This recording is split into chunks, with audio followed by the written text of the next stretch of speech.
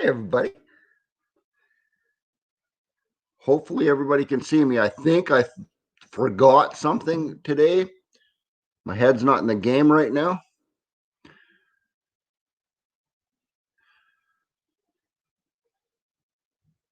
Bear Hog, happy New Year's. It is 2021. Cool.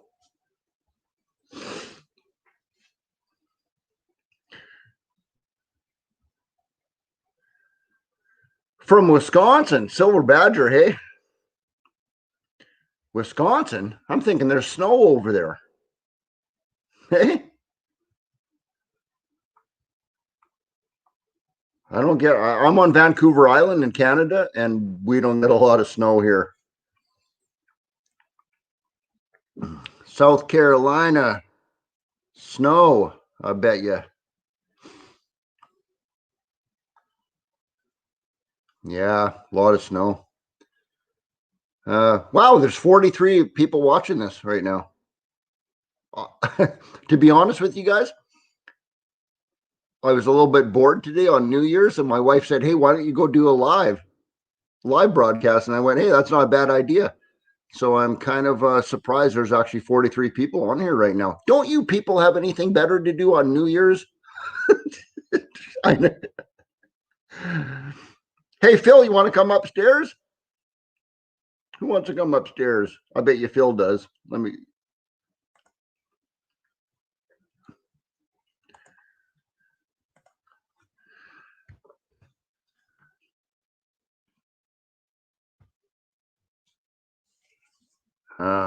Did that work?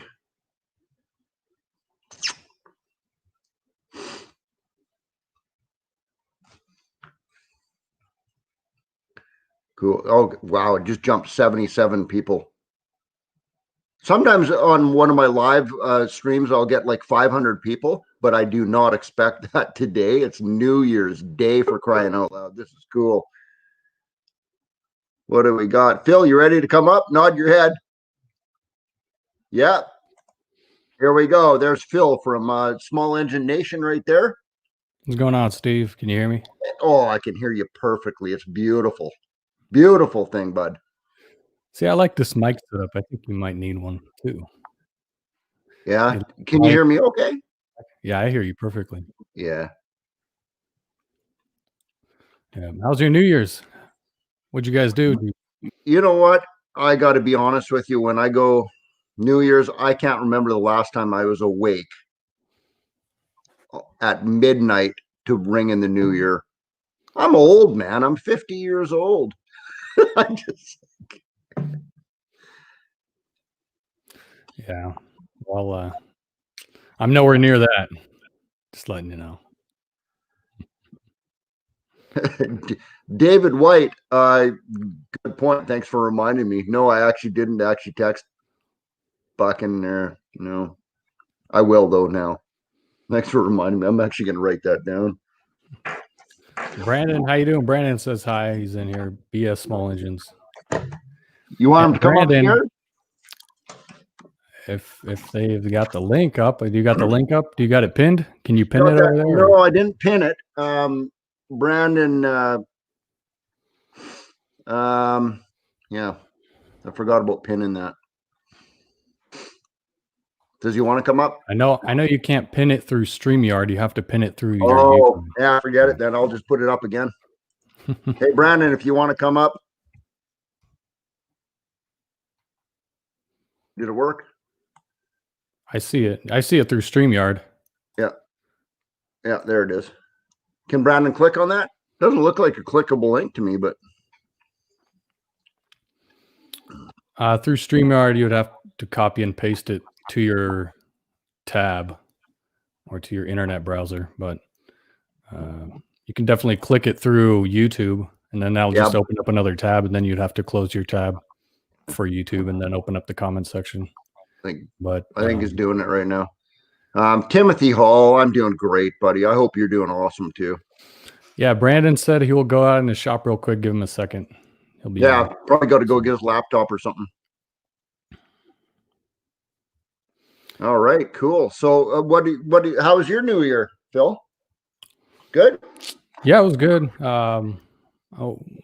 We basically just, my wife and I just stayed at home. We didn't go anywhere, especially due to COVID nowadays. I mean, you can't really sit down and eat anywhere. So we just made a meal, ate, we had a good time. So Yeah. we had a few fireworks Where go I off live, around you our. can actually go to a restaurant where I live now, but you got to keep your mask on and until you're eating. And then, it doesn't sound like too much fun to me to go to a restaurant right now. You can, but Yeah, I'm just like, man, what's the point?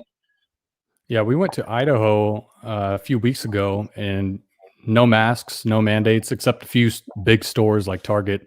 You still had to wear a mask, but Idaho was completely like freedom compared to Yeah. Washington, and you Yeah. could go sit in restaurants, you can eat, you don't have to wear a mask when walking in. So Yeah. I was David telling her White. we should move to Idaho. Yeah. David White, thank you very much. I appreciate that. Happy New Year to you and your family too. Wow, how many people are watching? I don't even know. 182. Wow. Yeah. I know.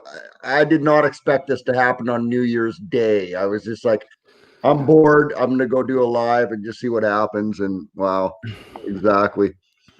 This is cool. This is really cool. I'm going to open up my blinds real quick to get some more light in here real fast. Yeah, no problem. Quick. So, hey, you know what? Every time we do this, anybody has any questions or anything, I'll try my best to answer them.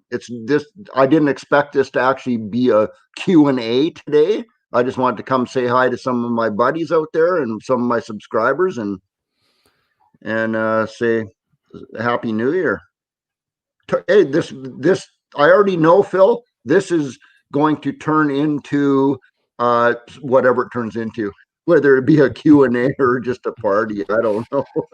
We got a lot of questions already on the comments. I already see some people talking about Fire them out there for governors. me, buddy. If you can, Phil, if you can help me with that, because I'm missing them already.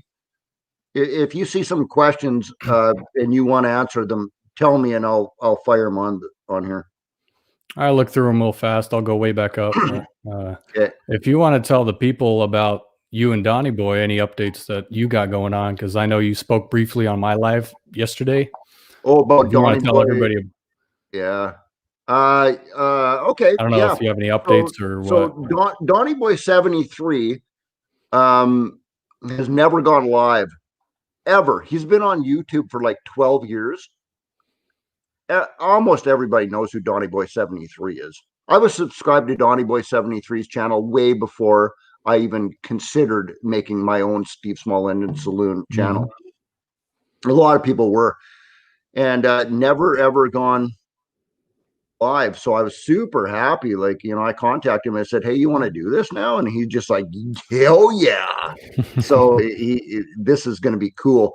You guys are going to see the other side of Donnie Boy 73. We did a dry run.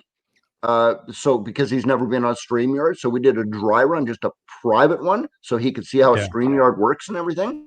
About 3 days ago, something like that. You guys are just going to fall in love with Donnie. He is out of his shell on live. He is funny. He is laughing. He is joking around. It's what you don't see on his videos. And so he's looking super forward to this. I just saw Sandy Rose. There you are. Hi, Sandy. Hi. I'm glad you're here. Sandy first Rose. question about small engine repair I see is from Waylon Branscombe. He says, hi, Steve. For the Steel 2-in-1 sharpener, does it sharpen other brand chains, correct? Yeah, absolutely it does. I'm just looking. I want to pin him on the bottom. What was his name again? Waylon Branscombe. Hopefully I said that right. But yeah, I can't see. There's comments are going by really fast already. But do you have slow mode on or no? That's okay. To answer your question, absolutely. It's a steel 2-in-1 sharpener, but it's a chainsaw. They all have the same chains. They're different brands. You have an Oregon one, and you have a a steel one. You have Grippo chain out there. There's all kinds of different chain out there. Those 2-in-1 sharpeners work on all of them that I am aware of. All you need to know is your pitch, the pitch of the chain, and whether it's low profile or not. Yeah, don't be afraid to buy one of those. They will work as long as you're buying the right one. There's like 3 different ones. There's like a 5/32 file, a 3/16, and a 7/32, and 3 different ones, but they work on all chains. Yes. That's exactly what I was going to say. There's just 3 different sizes. They should just work fine for any other type of chain. So yeah. You see the comment by Richard Metz, or question by Richard Metz. He says, "What are you going to work on in the new year?" Everything I can get my hands on. What about you? You answer that question, Phil. I got 3 snowblowers in today that I'm going to be working on. No, really? Yeah, we got snow. I don't get snowblowers. I got no snow here.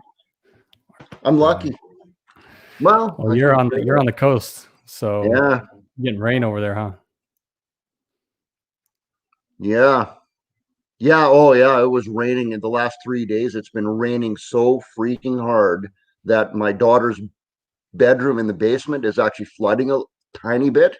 So I had to actually go.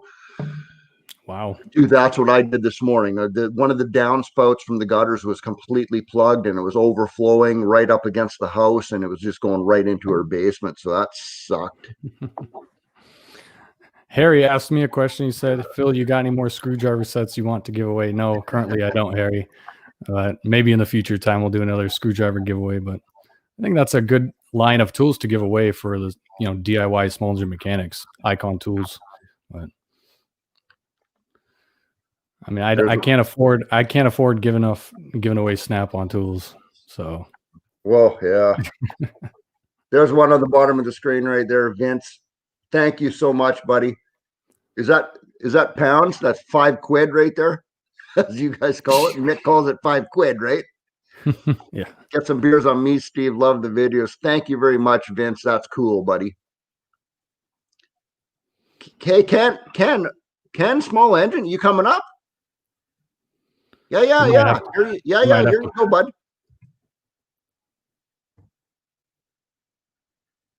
There. Ken's coming in the basement now.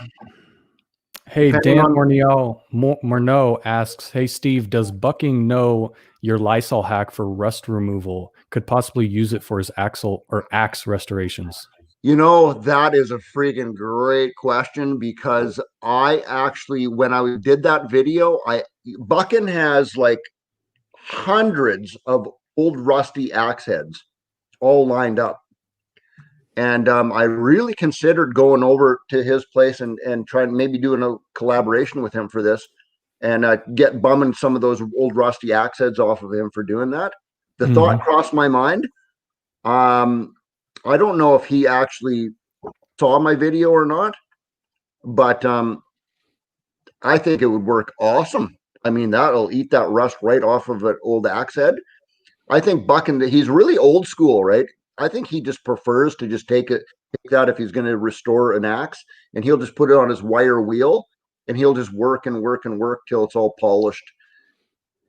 I think that's what Bucking would do. He doesn't have an ultrasonic cleaner, I know that, but there's Ken coming up. Ken Small Engine Saloon. No, it's not. Ken Small Engine Saloon. Ken Small Engines. There you go, buddy. Ken Small Engine drinking tea tonight. Are we bringing Brandon up? If he wants to, I don't know if he's still walking over to his shop. He's in the basement. Here he is. Oh, there you go. Guys. Hey, buddy. How you doing, Brandon? Yep.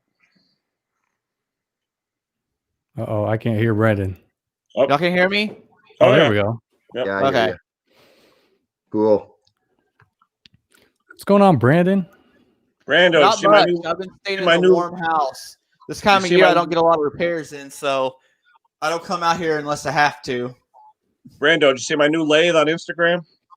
I did. I'm kind of jealous. It looks a lot better than the one I got. Well, the first one I had looked like yours, so it's a step up for me. So, yeah. Hey, real quick, Steve, another one from Kevin Ropchan. Yep. If a governor's set right but is still over speed, what can be the problem? Word for word. Whatever. If the governor, well, what is it? It's on a lawnmower engine or something. I don't know. It probably First thing really I would doesn't say would be matter. a spring or something.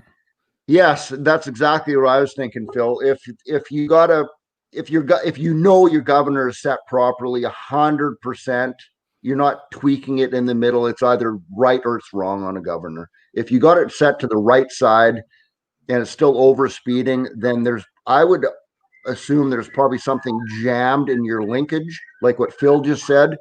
The spring is jammed, the linkage is jammed, something like that. Possibly a air leak, maybe causing it to do that.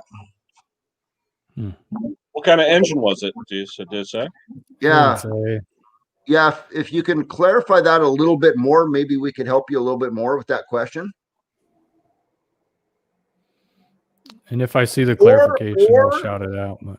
Or if everything's perfect on there and you know you have your governor set properly, it's still over speeding, the governor inside the engine, the internal part of it is blown apart, and there's a problem inside your engine, and that's a big deal right there. And get to it now before it does more damage. Yeah. Those parts flying around in there could destroy the whole thing. Oh, absolutely. Yep. You'll blow your con rod out.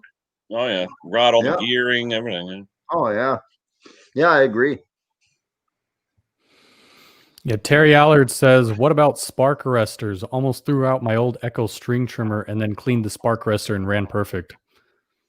That's well, you need them if you're working on, like forests and stuff like that. By law, you have to have them. You don't want to start fire, especially out your way, Yeah, one thing about working at a steel dealership is I was always told if a customer or client ever removes the spark arrestor, it voids warranty right away. Oh, yeah. Yep. This goes back to that one video I did, Ken. You remember that video about not doing certain things? Oh, yeah, absolutely. Now, like I said, safety switches, stuff like that. If they doesn't want to fix them, take it back. I don't want to touch it. Yeah. Yep. I don't want the lawyers calling me. Right. I will say something what you just said, Phil, about the warranty being void. To me, it's the mechanic's decision. It's not the dealership or steel. In that case, if steel's the one doing that, it's the mechanic's decision. So if you get a steel BG55 handheld blower on your bench, that's brand new, and the spark arrestor screen, they pulled it out. Okay. If you say it voided the warranty, that's you saying that as a mechanic, but steel doesn't need to know that. You got to ask them why first, right? Ask them why. Exactly. Yep. And if they pulled the spark arrestor screen out of that, it didn't hurt anything. Now they have like a recoil problem, and that's why it's in for warranty. But you say, oh, you took the spark arrestor screen out, warranty is void. That way. Yeah. It doesn't work that way. To me, that's a really cheesy thing that a steel dealer would do. Say, oh, nope, no warranty for you, even though they have a legitimate warranty claim. But that's what pisses customers off. Yeah. Yeah. It has nothing to do with what their problem is. I was always told that if a commercial, or let's just say a landscaper, brings in their trimmer that doesn't have a trimmer guard on the front, then don't even take them in. Don't even take them in for repair. I was told that by steel. Every landscaper I know does not use that cover on the front because they want to go sideways and do the edging. Well, they want longer string. They want longer string as well because they're constantly, either edging, like you said, Ken, or they're hitting chain link fences and cutting that line so short. So they just want to tap more, get more width out of it. And but unfortunately, I'd say to the dealer, it broke off. Now what are you gonna do? Well, unfortunately, it's still a liability issue because so many sue happy people these days. Yeah. One guy just said, "Sell me this steel trimmer," and I sold it to him, and he said, and can you take that brush guard off? Or the guard off? I'm like, no, I can't. But you can do whatever you want to it after it's out the doors. Yeah, do it yourself. Because I'm not gonna tell you to take your spark arrestor off and take your cover off as well. So you make that own decision for yourself. There's one on the bottom of the screen right there. Anybody want to comment on that one? They're hard to work on. You got to have the MDG1 analyzer in order to analyze the whole carburetor, how it ran. And that unit itself is over $600. So it's not a fun little analyzer to buy. But once you do buy it, you can upload the software to your computer and do, your own repairs for the Mtronics and diagnose them. Literally diagnose them, get all the readings and whatnot. So I've never messed with them. Mtronic like an annual fee though? Isn't like $500-600 a year to keep updated? It was supposed to be like that, but the steel dealer that I worked at, they were going to do that, and then it just kind of snowballed into the thing where they just said, you know what? Yeah, we're just sending you a new disc every year, just update it on the computer. It was supposed to be an annual thing, but where I live in Canada, it's you don't have to pay for it anymore. It's just you just update it like normal. Because I know they had the problem with the different chips. You had the black one, the white one, the blue one, all the different. The blue one, you got it. Oh yeah, big problems with that when they first put them out, and it's a glitch, right? It's a brand new technology, and they're working through the problems. It kind of bugs me sometimes. I'm a steel guy. I like steel equipment. No problem with Husqvarna or Echo or anything like that, but it kind of bugs me sometimes when a manufacturer puts out a new product and then they start testing it. You know what I mean? Oh, yeah. Now they're like, oh, now we got to do a recall on this, and now we got to do this or that. Not just steel, but all manufacturers are like that. And it's like, come on, do it first. Test this stuff first before you put it out on the market, Yeah, I got a steel HS56 that's got a data port on it right by I think adjacent to these muffler screen. So right by the gear casing, there's a little port that you can insert another analyzer, like a AD1 or AG1, whatever it is, by steel. You have to buy it first, of course. On a steel hedge trimmer, an HS56. Yeah, hedge trimmer. Yep. Really? Yep. Have you seen those? They got a little data port. You take the cover off, and you can plug in like a little 2-pin analyzer, and it'll analyze the engine, how it ran. But on that hedge trimmer, Phil, is there still low speed and high speed screws? Or is it like? Yes, it's not it doesn't have an Mtronic car. It's not an Mtronic, but there's still a data port in there. Yeah, that's bizarre. I guess a lot of dealers want to make sure you have the right amount of hours. You're not leaning the hell out of it. All that, it's a way for them to say, you're lying to me, basically. Oh yeah.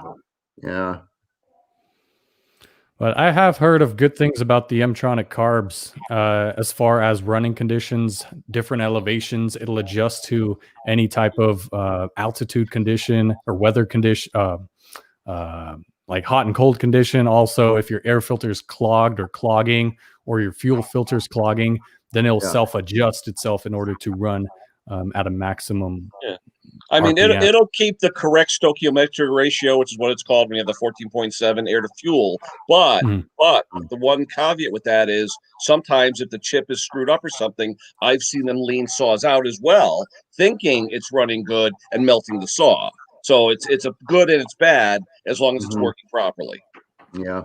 And that is one of the things that the diagnostic program, what Phil was just talking about, you can see all kinds of stuff. You can see how many times that saw has been started in its lifetime. You can see the maximum RPM it has ever gone, the lowest RPM it's ever gone. There's tons of stuff in there, but a lot of that information is completely useless. Well, the air fuel ratio is the most important, though, to make sure you're at 14.7 or close to it to see if you're leaning the saw out, Yeah. Oh, I got to show that one, Peter. Thanks, buddy. Put this towards beer, he says. Super chat from Peter. Thanks, Pete. Appreciate that. Hey, it's New Year's Day. Hey, Pete just bought me 16 of these right there. Oh, Hey, Steve, we got a little celebrity here with Dr. Olson. You're familiar with Matthew Olson, right? Chainsaw guy? I don't recognize the name. I don't want to sound like a jerk or anything, but no. But if you're into it, if anything, anytime you're into Husqvarna saws or even saw repair in general, Matthew Olson, Dr. Matthew Olson, he's a dentist. He's got the bolt for bolt videos, we call it, on rebuilding Husqvarna saws, especially 372s, 350s, the big ones.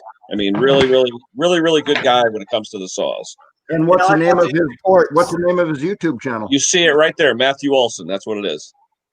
Matthew Olson. His emoji is a transformer. Yeah, a transformer guy. Yeah, I'm writing that one down. Yeah, Matthew Olson. You'll enjoy it. He's got some really cool stuff. Yeah, it's fun to watch him when he ports because you can tell he's a dentist the way he holds his Dremel and stuff. Looks like dental tool. Yeah, he's got the actual dental tools that he uses. Yeah. Cool. Yeah. Really? Oh yeah. Awesome. Oh, I got to go. He's an artist when it comes to the porting too. Yeah. Yeah. Yeah, he has like the Bosch version of this. Yep. No, good content though, Steve. See, there's not everybody's kind of in New Year's Day kind of mode right now. Nobody's really got any questions. We're just sitting here having fun. 258 people in here right now. This is cool. Hey, Phil, keep doing what you're doing. I appreciate that you're bringing the questions to light. There's so many that I missed, guys. Unfortunately, I'm sorry, but I saw one that stood out. David White says, I switched over from steel to all Echo. We don't have real steel dealers here anymore. All sold at hardware stores, no shop. Yeah. Well, I'll tell you one thing, David. If you become a steel dealer, you have to do steel warranty work. You can't sub it any out. So if you sell steel, you have to have a shop in order to repair those steel units. So I hear you on the real steel dealers. Some of those, again, are hardware stores that don't have really any mechanics. Yeah, the Ace hardware stores, all the Aces in my area, they all sell steel. Yep, and John Deere dealerships. Now I worked at a Ace Hardware, and we had an actual separate small engine repair shop, and we sold steel. And we were working on, we were pounding out 10 machines a day. So we were actually doing what we were supposed to be doing. So I hear you on that, David White. Unfortunately, some steel dealers, like you said, aren't real, but it is what it is. As long as the product is sold, I'm happy. As a landscaper myself, I'm happy to drive 5 minutes away from my house to a random hardware store in order to purchase a steel unit, but I can fix it myself. So I don't have to go and take it to a steel dealer in order to have them repair it. Steve, you're cranking, buddy. 135 likes and over 200 in the chat. Wow. Holy cow. Last time I did a live, there was 500 in. Really? You know what I expected today? Ken, you weren't on when I already said this earlier. You weren't quite on yet, but I was bored today. My wife said, well, if you're so bored today, go do a live broadcast. And I said, fine, I'm going to go do it.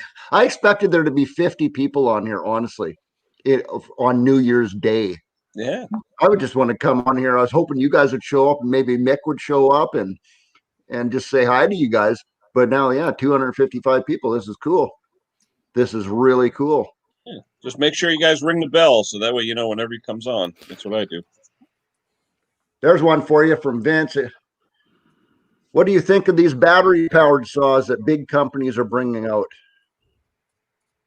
Well, it's funny. Go ahead. No, good. I heard from a guy today, a steel dealer. A friend of his actually had a Makita dual battery saw, and he loved it. The steel dealer, this guy does evaluations online. He's got his own channel, does evaluations. Steel said, we're not going to give you a saw because their battery-powered saw is more for limbing than cutting down small trees, whereas the Makita and some of the other ones are more for cutting down, 6-7 inch trees. The steel is more for limbing and lightweight and stuff like that. So they didn't want to be embarrassed, they told him, by giving him one of their cordless that wouldn't hold water against, say, a Makita that can cut 4 or 6 inch trees all day. I was curious when I heard that, Yeah. I just got to do this, guys. There's Jeremy Buchanan, $25 super chat. There's for the next 40 brewskis. Happy New Year. Oh, Jeremy, thank you very much. That's cool. Okay. Also, I want to say the very first time I ever used a battery-powered chainsaw, it was when I worked at Walker's Saw Shop. Donnie Walker, we had logs in the backyard, in the back shop there, and he said, "You got to come try this." And so he gave me a gas-powered. He said, "Cut a cookie off that log with a gas-powered chainsaw." And I was like, "Yeah, normal. Yeah, it's cool. Whatever. What's wrong with that?" And he goes, hands me a battery-powered. It was a Husqvarna. I can't remember the model of it, but it was a pretty small one. And he said, "Try that."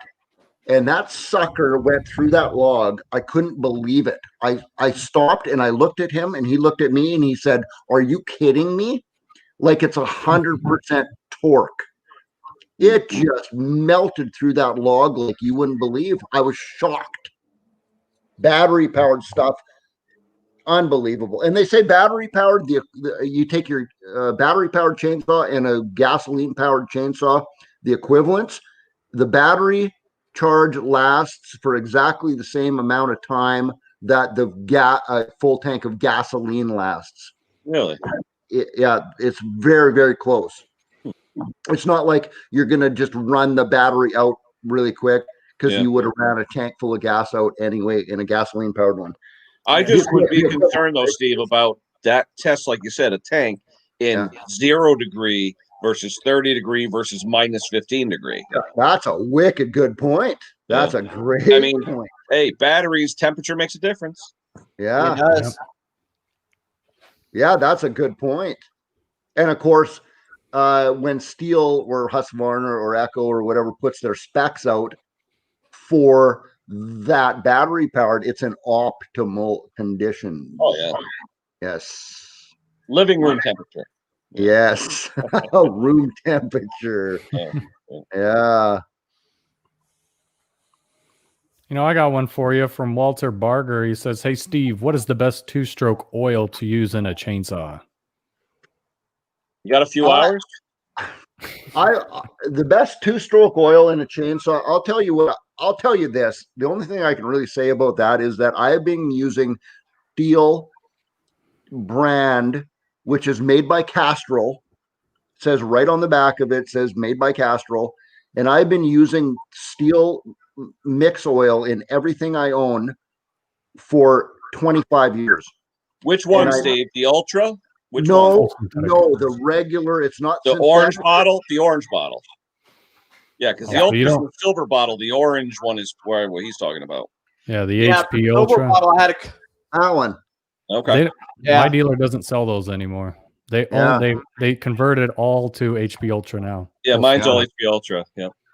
Yeah. Because what they tell you with the Ultra, they give you a year extra warranty if you use the HP Ultra. 2 years if you buy the 6-pack. Yeah, doubles the warranty. Times with customers going out and buying new ones, and these are commercial guys. They use them every day. Within a couple months, they already had clogged mufflers after using that Ultra. So I don't know if the mix seems wrong or something on it, but they had clogged mufflers within a couple months. I've been using. What color was their fuel, Brandon? What color was their fuel? Was it pitch green? Well, dark green or what? You know, it had the color. The smell wasn't strong like it was bad gas, because a lot of my customers are commercial, so they use them every day, so they go through their gas.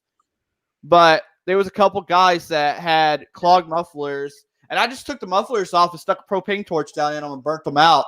Put them back on; they ran great. Yeah, tell them that they're mixing it too strong. That's what I think they were. I think they mixed it way too strong. It's like my customer. I had a couple girls. They had Stabil in their snow thrower. They thought more is better. It looked like a Shirley Temple. I wondered why. They wondered why it didn't run. You know? It looks like Jello in the tank or the carburetor bowl when you take it apart. Red Jello. Crazy. I don't like that product at all. There's one right there. HP Seether says HP Ultra cut 200 cords a year, no issues at all. Probably because you're mixing it properly. Yeah. It says right on the bottle, makes 1 gallon. Right. Yeah, it says right on the bottle, makes 1 gallon. So you put a gallon of gas in your 1 gallon gas can and pour the whole thing in there and shake it up. Yeah, see, Leonard Dukite on there, 40 to 1. I agree, Leonard. I do 40 to 1. I know it says 50, but I always do 40-1. I don't care. That was the second part of my comment too. I've been using that oil right there for 25 years, and I mix absolutely everything at 40-1. I don't care if it's a brand new chainsaw. I will not mix 50-1 because this has worked for me. I've never seized a saw or any two-stroke engine in my life running this stuff at 40-1. And I've never had a plugged muffler. I've never had a plugged spark arrestor screen doing that. One other tip that I tell my customers too, if your saw's been sitting for a couple of days, shake it up and shake up the fuel tank before you use it, because it will come out of suspension sometimes. Do you believe that? I've seen it. Will separate? It will come out, but it takes a lot. The synthetics, not as much, but the older dyno stuff, it would come out of suspension. It would. I'm going to have to do a test on that. I'm not like I don't believe what you're saying, Ken, because I believe that you actually have seen that. But I've always wanted. I'm always testing stuff. I always want to see stuff with my own eyes. You know what I mean? So now, Steve, I'm not saying that you're going to see a layer like this of fuel and a layer like this of oil, but you'll see it starts to, like an emulsion, you'll see it start to get like oily mixed, like a salad dressing. You know what I mean? Like it's not perfectly mixed. And then when it's not perfectly mixed, what do you know is sucking into your gas tank? The lighter fuel without the oil in, it's going to sink to the bottom. It's going to suck the pure fuel first. And there you go. Yeah. All right. That's a great tip, Ken. Steve, I wanna mention something. Remember we talked about Opti 2 oil? And then Opti 2 oil swears it's a specialized 2-cycle single mix ratio lubricant engineered for use in all 2-cycle engines, regardless of brand, model, or mix ratio. But what's the ratio of that? 100-1. Yeah, 100-1. Exactly. No way. Says right on the packet. I've used it. I've actually used it in a motorcycle. I've used it in saws. I have used it, and I haven't blown anything up. It just scares the heck out of me. That's all. I agree 100%. It scares the crap out of me. 100-1, especially if it's a customer saw. But I tell you, in Europe, especially 2-stroke motorcycle riding over there, they swear by it. They definitely swear by it. Well, so obviously it works. Yeah. It just, you're right. It's like, I don't get any. If I did that, I would have no peace of mind. You know what I mean? I'd just be like, something's going to happen here. You got David White here asking about gas more than 2 months old dumping in my truck. Especially if you have ethanol. Around here, we do not have ethanol-free fuel. So if it's even a month old, I dump it in my truck. Yeah. Because I don't trust it. If your gas is more than 6 months old, dump it in your neighbor's truck. Yeah. One thing I do, though, I have an old Snapper rear engine rider, my favorite of all time. I love it. I don't care what customer fuel comes in. If it doesn't smell like varnish, it goes in the Snapper. And I can't kill it, you know? Yeah, there are certain things. Yeah, go, Brett. Yeah. What was that, Brandon? Were you saying something, Brandon? Flathead can. Oh, flathead can, was that? Flathead. Snapper with the flathead, Briggs. Yeah, flathead, 9 horsepower flathead. Yep. Yeah, I got one in the barn up here. I'm holding off to sell in the springtime. I love that thing. It's the high vac. It'll suck acorns. It'll suck small animals. It's great. I love it. Right. I just was never a fan of their steering. Their steering's a little bit. It is. It's kind of wonky. Yeah. Here's a good question for you guys. What's the best octane to run? You look at your owner's manual, and it's going to say 91 in your owner's manual. I thought most of steel said 89. 87 is the lowest we can buy here where I live. 87, and then I think there is an 89. We have 89 mid-grade. 91, yeah. One station, though, I think Amoco or Mobile or Shell sells a 93 as well. So it's 87, 89, 91, 93. But big price difference, though. Big price difference. Yeah, we sell everywhere in my city. Throughout every station, we got ethanol-free fuel. Very easy to access, very easy to get. They never run out of it. And I fill all my gas cans with ethanol-free fuel and mix all my 50-1 ratios with ethanol-free fuel. And I've heard that ethanol-free fuel lasts about 6 months before it goes bad. I don't know if that's just a speculation. Yeah, About 6 months. So I hear something like that. I know one guy that swears that the AV gas lasts like several years, but I've never tried it, so I would probably not trust that. The only thing I can say about AV fuel, because I tried it, remember, guys, the higher the octane, the slower the flame front, the slower the burn. So you put 100 octane, 103 octane in your saw, you're going to break your arm before the thing starts. Yeah. All right. So believe me, higher isn't better when it comes to fuel and small engines. It really isn't. Well, some of those still weed eaters and chainsaws, the commercial ones, about break your arm anyway. Start some of them. They run good. Got plenty of power, but yeah, some of them have easy start recoils nowadays, so you barely have to pull on the saw in order for that thing to start. Yeah, my uncle had one of the old brush cutters, one of the older brush cutter stills. That thing would about break your arm pulling it. I checked the flywheel key. It always ran great. It was just always a pain to start. Yeah. Once you get it started, you could cut through the thickest stuff that you couldn't cut anything else with. Hey, Olson Andrews asks, how can I start small engine repair? I think he asked a while ago as well, so I want to bring that question up. Practice. How can I start a small engine repair business? That's a question for Phil straight up, isn't it? Oh, wow. That's Phil's genre. Just watch some of my videos. Channel. Olson Andrews, I hope you're subscribed to Phil. If you have a question like that, you got to watch him, man. Olson, real quick, if you want to start in the business, you just go out there, find some free machines that people are throwing away and start tinkering with them. That's how I did. Yeah. I would not recommend going to school for it. You're just going to waste your money and waste your time. Now, I just talked about that. I'm not saying school is not important. There's always key things you can learn from school where you won't learn in a shop, because when you work in a shop, the majority of the time you're either cleaning carburetors, fixing, doing tune-ups on riding mowers and whatnot, and maybe sometimes rebuilding engines. You're not going to get into more technical things as far as in school. So in school, you literally talk about every single part on an engine, and in the business, or if you're doing this as a hobby, you're just going to be fixing, clients' machines up and more than likely just cleaning carburetors and whatnot. So a little bit easier just to get into doing your own thing on the side rather than going to school and paying thousands of dollars nowadays, unless a community college is around and you can, get some financial. I actually went to school for it, and it wasn't worth the money. It told me stuff that I already knew. So, Steve, the link for Pates. Pates wants to come up. Okay. Just Phil, you see the other question on the bottom? It's also for you. Throw it out there. Oh, Ken. Yeah, I think Ken wrote there. Small Engine Nation is the channel name.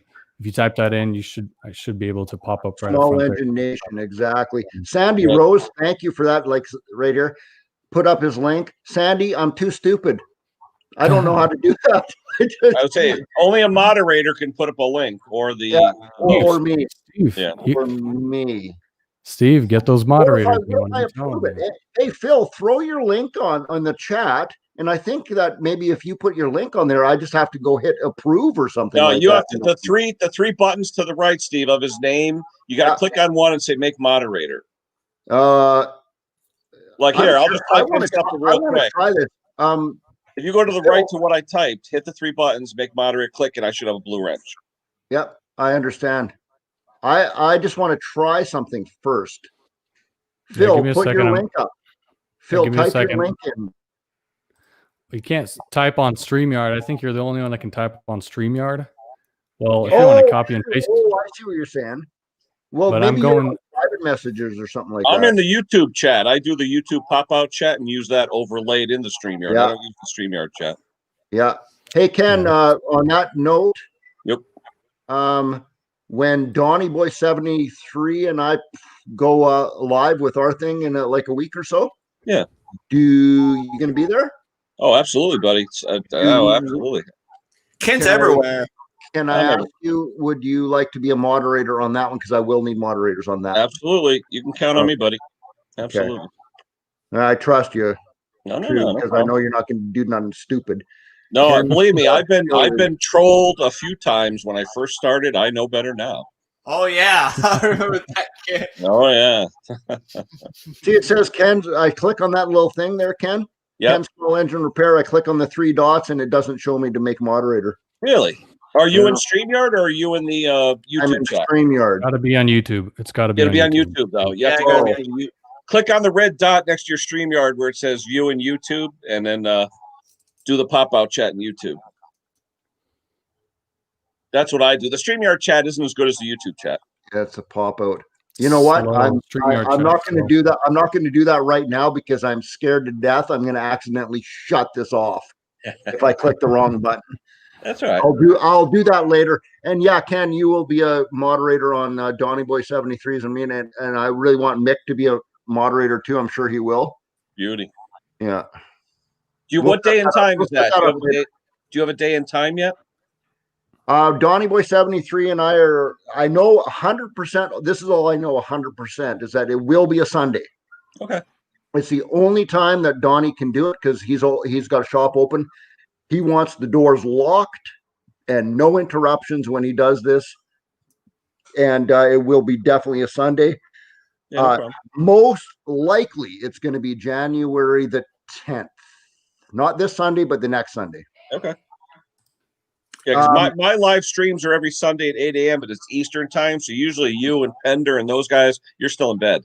You know? Yeah, we are. Yeah, I always do a late one. Mine's always Saturdays at 8 p.m. Central Time. I always do a late stream. Here's one right here. See there again. Steve, can you post the other YouTube channels of the guys here in this live stream? I can't post it because I'm scared to death I'm going to screw something up. Just look at when I post something. Look at my name, Ken Small Engine Repair. Yeah. That's it. That's my channel. Actually, does it come up for you? I think I got to get rid of. Hi, there you go. Now they show up, and those should be those should be the actual name YouTube names, except for Phil. Obviously, he should actually change his name there to actually Small Engine Nation. But Brandon, is that your actual YouTube name? Yep. Yeah, Small Engines and Ken Small Engines. Okay, so there you go. See, that's their ones. Yeah. Mine, I actually had changed one time, Steve. Sorry, I had to. Jason Pate told me to change it from Ken Small Engines to Ken Small Engine Repair. So that's the YouTube channel. But okay, anyway. But if you type in Ken Small Engines, yeah, it'll come up. It's popping up. It's coming there. Up. Yeah. Okay, so I just pasted that link, but it came up as not a link. I'm not sure if that even came up or not, but I didn't see anything yet. Thought I might see a link where I just had to. Are you posting it to the YouTube one, Phil? Yeah, I just posted it to the YouTube one, and then I also posted it to the private chat. I saw it in the private chat. It might be delayed. Yeah, it's in the private chat, but I can't click on anything to actually make it come up either. So let me try something. Hold on. I'm going to copy from the private and go into the YouTube and see if I can do something. Hold on. Mm-hmm. Okay, see what I just posted there? That's what Phil had in the private chat. So if anyone copies that whole thing, pastes it in your browser, you'll get Phil's channel.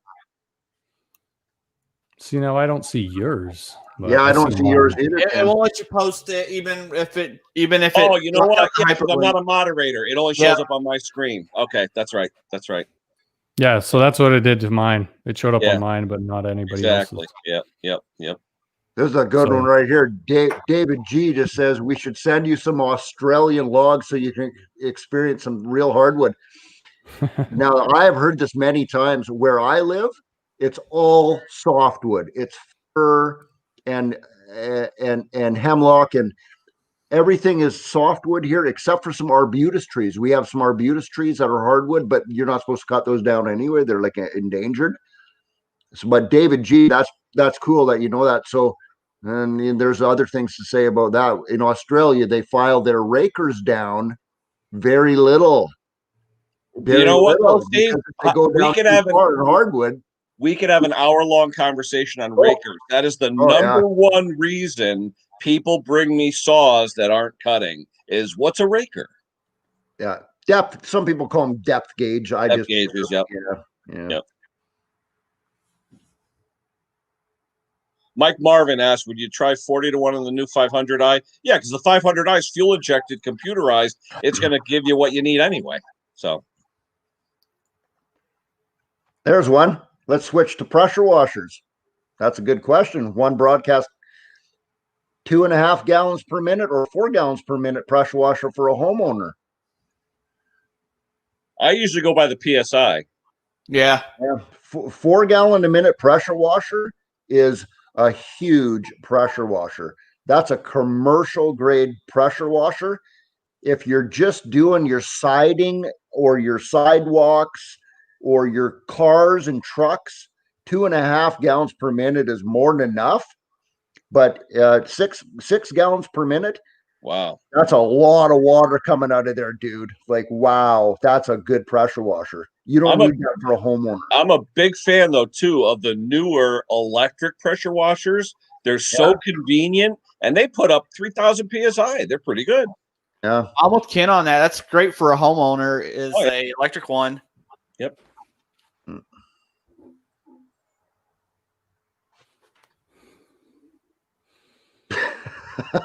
This is a good one. Which one, the $1 million one? I wish.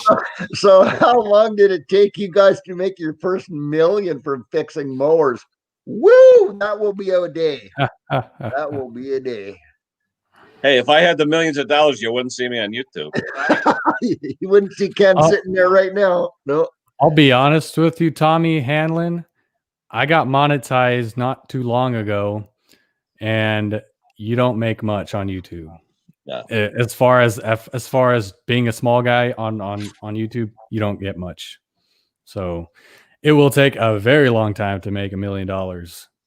As far as a small engine, repair channel on YouTube, because everybody wants to see entertainment channels instead of how to fix a chainsaw. People are always looking for, like, I bought 50 Lamborghinis and gave them all out to my friends. They don't want to see how to clean a carburetor on a chainsaw. So very hard to become, other than Steve, very hard to become popular as far as being paid from YouTube, like a lot of money or whatnot. But I think that most of us in this community that we have with small engine repair YouTube channels, there's not a whole bunch of us, but I think that most of us just do it as a hobby because we want to do it anyway. And if we make a few bucks from the 5-second skippable ad at the beginning, we make a little bit of beer money or something like that. Well, bonus, most of us do it just because we're doing it anyway, Right. Very few people out there actually do videos to make money because, what Phil just said, everybody thinks YouTubers make so much money, and it's just not. If you want to get into and most of their actual money comes from sponsors than it does from YouTube itself. Yeah, now YouTube has a thing called CPM. It's translated to clicks per minute, clicks per mil. That mil stands for 1,000. So let's just say your channel makes $15 for every $1,000 or every 1,000 views that you get $15 for every 1,000 views. I mean, that's pretty good if you have 1 million views every video. That's really high. I have never seen anybody who makes that. That's a lot. Yeah. Right. Yeah. Because usually on average, people are at like 6 to 8. That's what I've heard. You're averaging at 6 to 8 per 1,000 views. So, but that's a whole nother topic. That's a whole nother analytic subject that I don't want to get into, but I'm studying up on it, which is pretty nice. But it's really confusing if you are like starting to get technical into this whole YouTube analytic thing. There's another from Patty's right there. More money in fixing and flipping machines in on YouTube. Yeah, pretty much. Especially if you can find buy it. Yeah. I've yet to come across a free John Deere riding mower. That's my dream machine that I want to flip. A free John Deere riding mower? Yeah. like that. Very rarely do I. What did you just do on one of your recent videos, Phil? It was an Aaron's riding lawnmower. What was that orange one that you had in your shop when Mick and I came onto your channel? There's something with the brakes. It was a Troy built that I got for free, but the deck. Oh, was the it red? deck is rotted. Yeah, it was red. The color is so faded it looked orange, but once I threw some wax on it and buffed it, it became really red. So the color really popped out. But yeah, we can find free riding mowers where we're at. Unfortunately, where Mick lives, they hardly ever come across riding mowers. So we're lucky enough to get riding mowers here where we live in the United States. And if you find them for free, flip them, fix them, and you can make some good money out of it. So hey, I know Steve, a guy can that you throw the link back up, Steve? Did I do what? Can you throw the link back up? Who's coming up? Well, Pate was talking about it. I know the missus is on there. Okay. So Phil, I got a John Deere riding mower for somewhat free. It wasn't really free, but someone brought in a commercial guy brought in a steel post saw, and all that was wrong with it was the head was loose. I tightened up the head bolts. He was good to go, and I got a free John Deere. Look brand new. So yeah, you're lucky. What kind of? Hey Ken, I have to say this. You're cool with Pate coming up? Oh, absolutely. Hey, I don't mean to be a jerk here or anything, but I just don't know. I just don't know him. So no. Jason and I'm Chris. about to find out. Yeah. There he is. There we go. What's going on, guys? How are you? Hey, Not great. that guy. Put him down, No. Steve. Put him down. So, no offense to the jerk channel. Jerk comment, right? So I want to thank you because I have a channel myself, but one of my subscribers, his name is Brian King. I don't know if that name rings a bell on yours. Every time I did a video on a lawnmower with the Briggs & Stratton with the plastic carb, every video I did, he'd always say, listen, for good measure, always drill out, the jet. I said, what are you talking about? What are you talking about? And then he linked me to your channel. I'm like, oh my God. Yeah. I actually don't like to call it drilling out the jet because Oh, wait, I'm sorry. Is that legal issues? I'm sorry. No. I'm just saying that if you put too big of a drill bit in there, you're screwed. Now it's running so rich, it's going to be the opposite. It's not going to run good anyway. I like to put it in the drill bit in those plastic carbs in the main jet, just big enough where it cleans because it's a brass jet, and just enough so it just cleans the crud that's accumulated on the inside of the hole. Mm-hmm. The schmutz. I don't really like to call it drilling it out bigger. You're just kind of making it the same size as it was before. You're reaming it, really. You're like reaming it out. Exactly, Yeah. But I felt like the video that I watched, like you were talking about how you were basically embarrassed after 3 times, and I could completely understand. And then you finally figured out, you just opened it up just a little bit, Yeah. and it was like problems disappeared. It really does. It's pretty crazy. Yeah. And it was like amazing. I live on an island, Long Island. Okay. We have issues with, I guess you would say, the newer Honda clone engines, snow blowers, power washers, the whole line. We always, even on brand new ones, we always have to open up the idle circuit. Pilot jet. That for years. Yeah, and when I see your video, I'm like, why did I never think of this? How? So Sandy Rose I got to pay attention to when Sandy Rose puts something down because I just got to do what she says. Introduce the new guy, please. Good. Introduce yourself. Tell us your channel name. All right. So my channel name is Pate's Performance. And my wife is part of the channel too. I think she was in the chat. She was upstairs. So it's our channel. We do this together. I am basically, the guys at work call me a driveway damsel. I just work out of my garage and my driveway, fixing and flipping equipment and repairing as well. My wife helps me too. Her name She's is the real boss. Hey, Chris. Hey, there she is. Happy New Year, Kenny. She helps me and flip stuff. One time I got stitches in my hand and she did a double belt conversion on an Arians for me, but that's as far as she'll get dirty. But she'll sell. Wait. How about the leaf blowers? Come on. Oh, the leaf blowers. Yeah. And Steve, I have to tell you, Oh, boy. my background is education. I'm soon to be Dr. Pate. I'm in administration. Oh, she won't let that one live down, huh, Jay? So at the end of the day, I am more in a leadership role. So at the end of the day, this is not my area of expertise whatsoever. But my famous line, and Kenny, hold me to this, that I put this on a shirt this year, or like Maddie said, on a plaque. To love the man is to love the skills. So I had to learn to love the skills. And the man is talented. And I started, to be honest with you, I like the competition.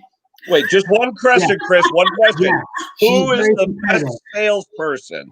Who's the best seller? You or him? Oh, without a doubt, me. Wait. There you go. So Mrs. Pate, what's your first name? Christina. Christina? Yes. Christina, you're freaking awesome, man. That's awesome. You're not bad yourself. I got to tell you something right now. You just are like my wife. Like you guys right there. It's like my wife and me. Mm-hmm. She does that, all the behind scenes stuff for my channel too. She calls me, "Oh, Steve, you're just the face. You're just the talent." I'm like, she does everything. I tell else, him right? all the time, I said, you're just the hands. I just need you to work the hands. And the thing is, Steve, I tell him all the time, I have a career. I have 2 side businesses of my own. Yeah. I said, you should feel so blessed that I want to give you some of my time. Yeah. Steve, quickly, how many women do you know will stop on the side of the road if they see grass bags for a Toro recycler? Come on. Well, Ken, None. my biggest downfall, if you want to know my biggest regret of 2020, let me tell you, Steve, I turned around. I was on my way to work. Now, the problem was I was in a 3-piece suit because I had a meeting that morning. And there were 2 Toro recyclers on the side of the road. And I didn't have one of his vehicles that day.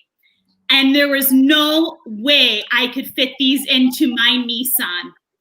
And I turned around, and my greatest regret of all time, if you can't fit a lawnmower in your car, what should you always walk away with at the very least?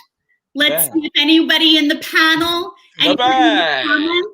What do you walk away with at the very least? The $1 million bag. The bag. Man, Back in the frame. don't be upset all the ones I've scrapped over the years. And the bags The worth bags half on this alone were worth $45 to $60. Yep. Easily. You're right. And there were You're right. 2, Steve. Yeah. I walked away from 2 bags. You just pulled the bags off the lawnmowers and let the lawnmowers sit there? Steve, I did worse. I didn't want to get dirty that morning. I was so upset I couldn't take the recyclers. I left everything. And you caught heck when you got home, right? Oh, he would never dare. No. He knows who makes his dinner. I get more upset when she comes home with 2 cycle stuff, which you guys seen on the channel. Some of it has been, Steve, needless to say, it needs a little cosmetic work. That's what a little facelift, possibly. Yeah, we have a video of a lawnmower. Ken likes to remind me of a particular backpack blower. All right, hey, as long as you make the sale, that's all that matters. Yeah. Holy crap. I got to say this. I have to say this, Christina. Yeah. You and my wife would be best friends if you lived here.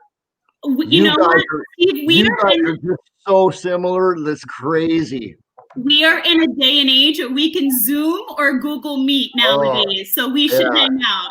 That's awesome. So I have to ask, does your wife at least get to have a John Deere? Yes. I have a John Deere My wife has a John Deere LA 125 riding lawnmower. Okay, so Steve, do you believe in being married to only one woman? Because What the heck? all that this man gives me is a John Deere snowblower. That's all he's given me, and all I've ever wanted was a John Deere tractor. Chris, riding tell them what lawnmowers. size your lawn is, Chris. Tell them what size your lawn is. I'm not going down this path. A girl can't even get more than a snowblower over here. Excuse me, she picked out this snowblower that was over 2.5 hours away, and we drove to go get it. Oh, she's pretty though. Please, she's pretty. don't stop. She's pretty. But yeah. Where do you guys live? What city? Oh, so we're in Long Island, New York. New York. We're in Greenlawn. So we're almost, what are we, like smack in the middle? We're on the infamous Long Island. Hey, I'm working over here. Yeah, that's us. That's us. We were just talking about this with Bruce Pender the other night. Yeah. You know, we didn't know that I didn't know I had an accent. And we have like a lot of repair videos and snowboard videos. And the night of the blizzard, like what was it, like 2 weeks ago, like the channel was going crazy. I mean, and then someone was like, "Hey, can you help me through Instagram video? I could tell you're from Long Island by your accent." I'm like, "Oh, You definitely do. oh really?" Oh yeah. Yeah. He definitely So does. I'm like, "Oh man!" And then when I help them through Instagram, they're just like, "Yeah, they're like, where do you live?" And they tell me they live, and they're just like, "Oh yeah, we're in Kings Park, right?" I'm like, "Oh." For some reason, I never want to be like recognized or in public or something. I don't know. I've had it Weird once. like that. It's like, Okay. There could be worse things to be recognized for, right? Yeah. It's just different. I have to. I'm gonna just shut my camera off for a second. Phil, would you mind taking over for me for like 3 minutes? Sir, yes, sir. Do some comments or whatever you want to do. I gotta go take care of something right now. I'll be back in like 3 minutes. Seriously. I will try to find comments. I don't know, but all of them have been just what? No pressure. It's your stream. Either bathroom beer or needed by the missus. Those are going to be my guesses. Hey, like they say with beer, it's rented, not owned. Exactly. Only can stay in for so long, right? Here you go. Aw. So Ken, this- what's everybody's big 2021 first project? Where is everybody going with things? What's the first thing you're going to get your hands on this year? That's a very good question. I already did it. I did an engine swap over on a Toro. In fact, Jason, we talked about it yesterday. I didn't have a chance to do a real video, so I'm going to do a Reader's Digest condensed version tomorrow. It literally took me 45 minutes. I mean, it wasn't much at all. Yep. Oh, Ken, I love when you show our age, and the young buck over here doesn't know what a Reader's Digest is. Do you know what a Reader's Digest is? You don't know what Reader's Digest is? The condensed version? I'm joshing him. But you know the swap went smooth. If it took that long, that means the pulley wasn't really frozen. That's the hardest part. The pulley came as soon as I got the Loctite heated up and got the bolt out, the pulley fell off. So lucky. Yeah. Lucky Yeah. you. And what about you, Brando? What's the first thing you're getting your hands on for this year? I think it's going to be that snapper mower that's up in the barn that I told you all about a while back that I got for $50. Yeah. And what about you, Phil? What about you, Phil? I got to change out that cam lobe on the Craftsman. Well, now it's a plow on the Craftsman. I think it's a LT something. But anyways, got it for free. And the guy said that the cam lobe, I think, Ken, you know about it. You've probably seen it before, the video on it. But you got to replace the camshaft? Yeah, because it's not compressed, or it's not spinning the flywheel, so it's over compressed. Oh, the ACR blew up? It's something like that, yeah. So I got to order a new one, and I'm not sure if I'm going to be replacing it with an OEM camshaft or an aftermarket one. But if you had that link still, Henry at Mowers and Blowers has a lot of luck with aftermarket cams for those. I'll have to look at his videos. Did he make a video on replacing them? Yep. In fact, the aftermarket cam's $35, whereas the OEM is like $93. Hey, I'm getting an echo. Is anybody else getting an echo? Brandon, mute yourself, Brandon, real quick. Somebody's got All feedback. right. Hi. Yeah, Brando's got feedback. Look at Mr. Bowman. I'm going to get my hands on my beautiful wife. I think we had a question up in the I think it's chat. coming from Steve's stream side. Go to this I think it's coming from Steve actually. TTM168. You would have to Google it. Has anyone out there heard of a self-propelled lawnmower with a model number? Oh, they give a model number and everything. That should give you. Ken, this is your area. You're like, you've got magic fingers. TTM, is that Phil, is that MTD? It doesn't say on Google. I'm not sure. Nothing. It could be. You're missing some information. Now, Michael, do you have a little bit more information for us, hon? There's a few. It looks like you're missing a little bit on the back end, honestly. Is that a model number or serial number? He's saying model number. I think we're on the same thing. We both typed it info and nothing's coming up. Plan. And Michael Herod, can you clarify I'm that? not learning much from smiling. We're glad you're smiling, but what do you want to learn? Ask away. You got a panel of gentlemen who know what they're doing here. Who back? My free snowball. Missing on the Steven, fantastic about your snowblower. We love snowblowers. That's our jam. You have a collection that's recognized. So tell us about your snowblower, where you're from, and do you have snow? Sorry, guys. I want to clarify that the echo is coming from Steve's. I don't know if he muted himself or not, but I'm getting a lot of echo from him. So, Yeah.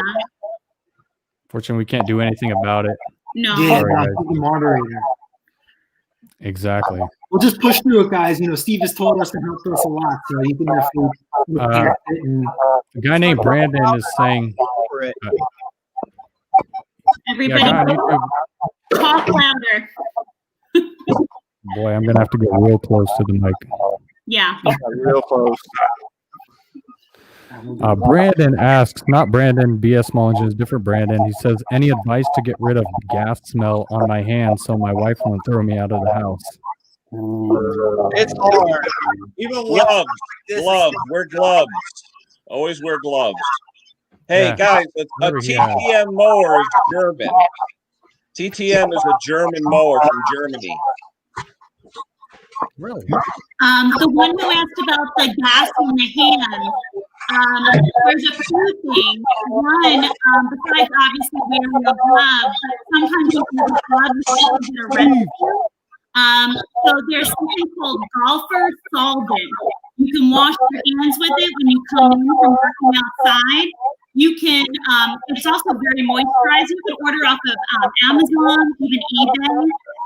Also, anything with lemon in it. And also, if anyone's having issues getting any type of gasoline smells or diesel smells out of uniforms, I have found over the years with this gentleman, soaking it in Coca-Cola first, and then rinsing it, and then putting it in the wash. It does the trick every time. And he's come home from work soaked in diesel and soaked in gas. And I'm telling you, Coca-Cola does it the trick every time. Every time. We're talking laundry and hands now, Steve. Sorry. Steve, is that static coming from your mic? I hope not.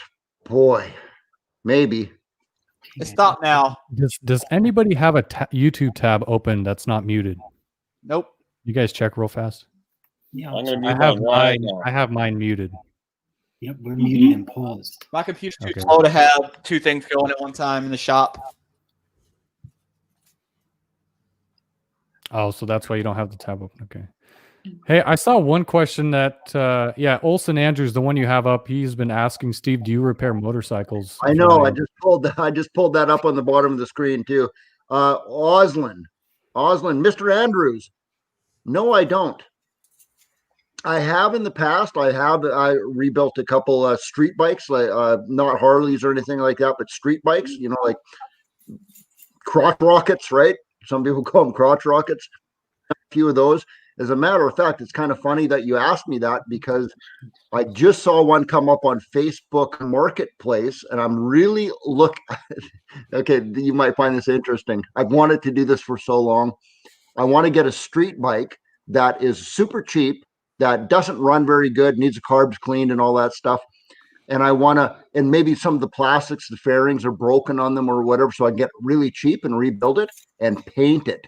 And I want to paint it John Deere colors. I am not kidding. I've wanted to do this for years. And how Canadian of you? I think I got one. Agree with that. Yeah. Well, you want to see something funny? One of our subscribers sent us a picture of an Ariens, and you know how Ariens has like their placard in the front and the light on the side? Somebody removed that and retrofitted a Harley Davidson cowling on the front. You know, with the wind guard and everything. I don't know what that's called on a motorcycle, but I was like, oh, that's cool. Yeah. Different. Yeah. So Oslin, I don't. Technically, some people call a motorcycle a small engine repair, but it's a little bit more complicated than a riding lawnmower, right? Because the clutch is built into the engine and all that stuff. Yep. What do you got, Ken? Wait, hold on, Ken. I got to blow you up here. Well, you got to turn your green screen off, Ken. Oh yeah, hold on. Let me take off my green screen. Hold on. It's a John Deere motorcycle somebody made. Hold that up again. Hold on. Oh, wow, that's a tractor wheel and everything. Oh, that's wicked. Wow. That's cool. very neat. Yeah, the colors are pretty synonymous. Yeah. So I wanted to do that, and I got a motorcycle now that guy said it runs are kind of rough. It's a 2000 Katana, Suzuki Katana, 600cc street bike, but it doesn't run very good. And he says the front brakes don't work very good, but it's like $1,000 Canadian. You like the crotch rocket, Steve? I do. I do. I just really. I was gonna say, are you a Harley or one of those type of bikes? If you have the right roads, Steve, as long as you got the right roads. Yeah. I get the whole Harley thing. I understand why people love Harleys, but I like the crotch rockets, man. Yeah. But to answer your question, Oslin, no, I don't repair them for a living. That's it. I'll do them for a project for myself. I will do that. Yes. I'll do a carb once in a while. That's about it. Yeah, carb or cable replacement or something like that. Yeah, but that's him. Mike Dill has a question for everybody. What do you guys think of the 3-stage snowblowers versus 2-stage? It's like the movie Phantasm. The only thing it's good for is drilling into your head. That's about it. So, what was the question? What do you guys think of the 3-stage snowblowers? You know, the ones with the impeller in the front and in the back? Snake oil. So, can I answer this question, or is there like one in a row, or no? Go. I've never even heard. I know what a single stage and a 2-stage snowblower is. I've never even heard of Cub Cadet has the auger in the front. It's a 3rd stage. Yeah, so Cub Cadet, Craftsman, Troy Built, all of the big box store machines have the 3-stage machine. Now, it does have its place in certain situations, but if you look at more of the bigger brands, Ariens, Toro, Honda, Yamaha, they do not have a 3-stage machine. They stick with a 2-stage machine. A 2-stage machine will always outperform a 3-stage machine as far as performance and throwing distance. There is a perception with some of the older 2-stage machines, you're going to see your auger that's not serrated. Because it's not serrated, it has trouble going through snowdrift. So the 3-stage machines like to play off of that card and say that these 3-stage machines are built for heavy packed snow, especially when you're dug in at the end of the driveway. But if you get a good solid 2-stage machine, it's always going to outperform. Believe me, Ariens, Honda, all these big brands. Look at Toro. Toro just released a track drive snowblower this year. If all these companies felt that they were missing something, they would have jumped on the 3-stage wagon, and they didn't. Now, the only saving grace a 3-stage machine has, if you ever look at trains, right? Growing up, my father was big into Lionel trains, and he has a plow train, and the plow train is basically set up like a 3-stage snowblower because those guys are really, digging into it. For the most part, I say I feel like the word's saying gimmick, but I think it's a little bit gimmicky. I would get definitely a good sound 2-stage machine before I would invest in a 3-stage machine for sure. Awesome. That was good information right there. You actually sound like you know what you're talking about. Thank you. There you go. There you go. Phil's got one. I know exactly what's happening right there. Christina told you that. Yes. She already told you all that. I taught him everything he knows, Steve, and I'm very proud of what he was able to let you know about now. So thank you. Good job, honey. He sleeps in the bed tonight.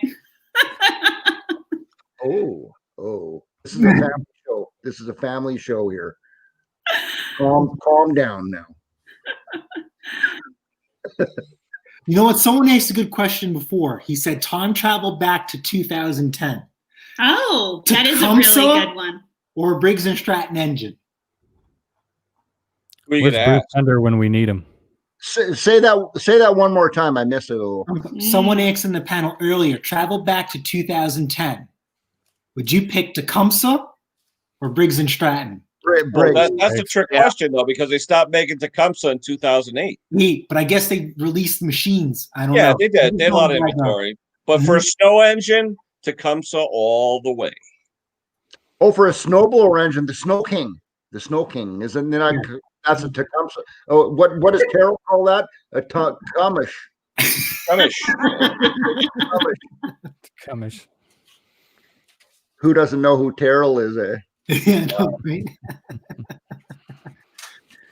That was a good question. Yeah, obviously we're Tecumseh all the way. And keep in mind, guys, when Tecumseh went out, Briggs tried to get in the snow business by putting out their snow engine and had all kinds of issues for the first couple of years with vapor locking and all that. So the older 2008, 9, 10, 11 Briggs engines, no way.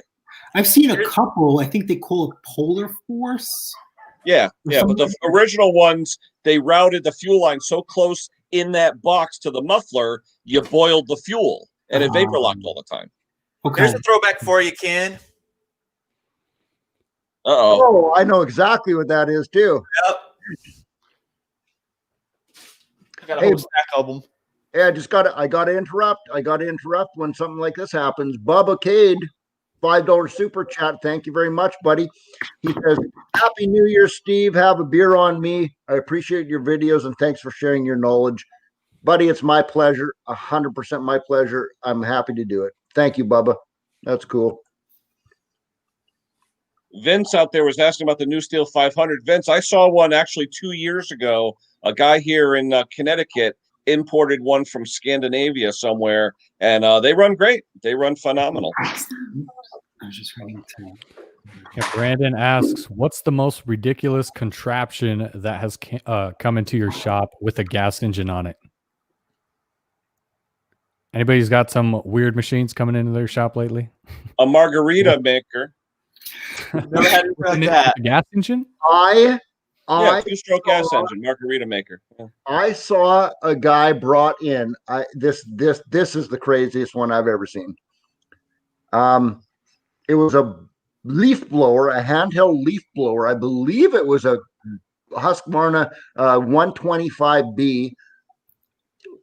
Had the tubes off of it, obviously, and he had it flipped over on the side. He had it all, and there was a freaking blender on the top of it. They sell those now. They actually sell them. It's the a guy brought me one blender, so they can make freaking margaritas when they're hunting. Yep. Oh yeah. They're out hunting and they're making margaritas with this gasoline powered. If I mix those two together. If you go on Amazon and type in gas powered margarita maker, they sell them. Yeah, gasoline powered. Yep. I would say for me and for her, because I had to show her this, a sickle mower. I've never seen a sickle mower until a guy brought. I actually had to go on YouTube. And I'm satisfied with that being my only time. Thank you. Jason, a walk behind sickle? Oh yeah. Yeah. Oh yeah. When common sense was streamlined, no safety issues. I was like, oh my God, what is OSHA approved. Yeah. Here's one for you, Ken. I think this is a good one for you, Rob Price. Read that one. I don't do a lot of outboards either. What do we got here? Rob Price. It's on the bottom of your screen. I pinned it. The two-stroke oil is Outboard. The best two-stroke oil. Outboard engine oil for an outboard engine. I can't see it. Oh, here we go. Best two. Is he saying? He's talking the comment about no. He's saying the comment he's making is the best two-stroke oil is outboard engine oil. No, the only reason I say no to that. Remember, outboard engines get cooled by liquid. They don't get cooled by air. So it's a different formula. You can't say that. Yes. Yeah. That's a good point. I have done a crap load of research on this where can you use, I actually want to do a video on this, but I can't find enough information really to do a video. But the general consensus is outboard oil, TCW2, TCW3, whatever. It's outboard oil. It's made for water-cooled engines. Yeah, because they run at a constant temperature, 170, 180 degrees. Yeah. Yep. Water-cooled engines, two-stroke engines burn at a different temperature than an air-cooled chainsaw does. Sure. So it's a flash rate. Something to do with the flash rate of how fast that oil burns. The moisture burns out of the oil. Yep, absolutely. Yep. Yeah. I would use, if I was in a pickle and I had to get a job done and all I had was outboard oil to put in my chainsaw, I would do that, but I would never run it like all the time. No. Yeah. I mean, we all done that just to get by. Yeah, absolutely. Yeah, if you do it one time or something, mix it 40-1. Mix it 40-1 so you know there's enough in there and you're not going to like go too lean or whatever. But then, you're done your emergency job or whatever. Then go back to your good two-stroke.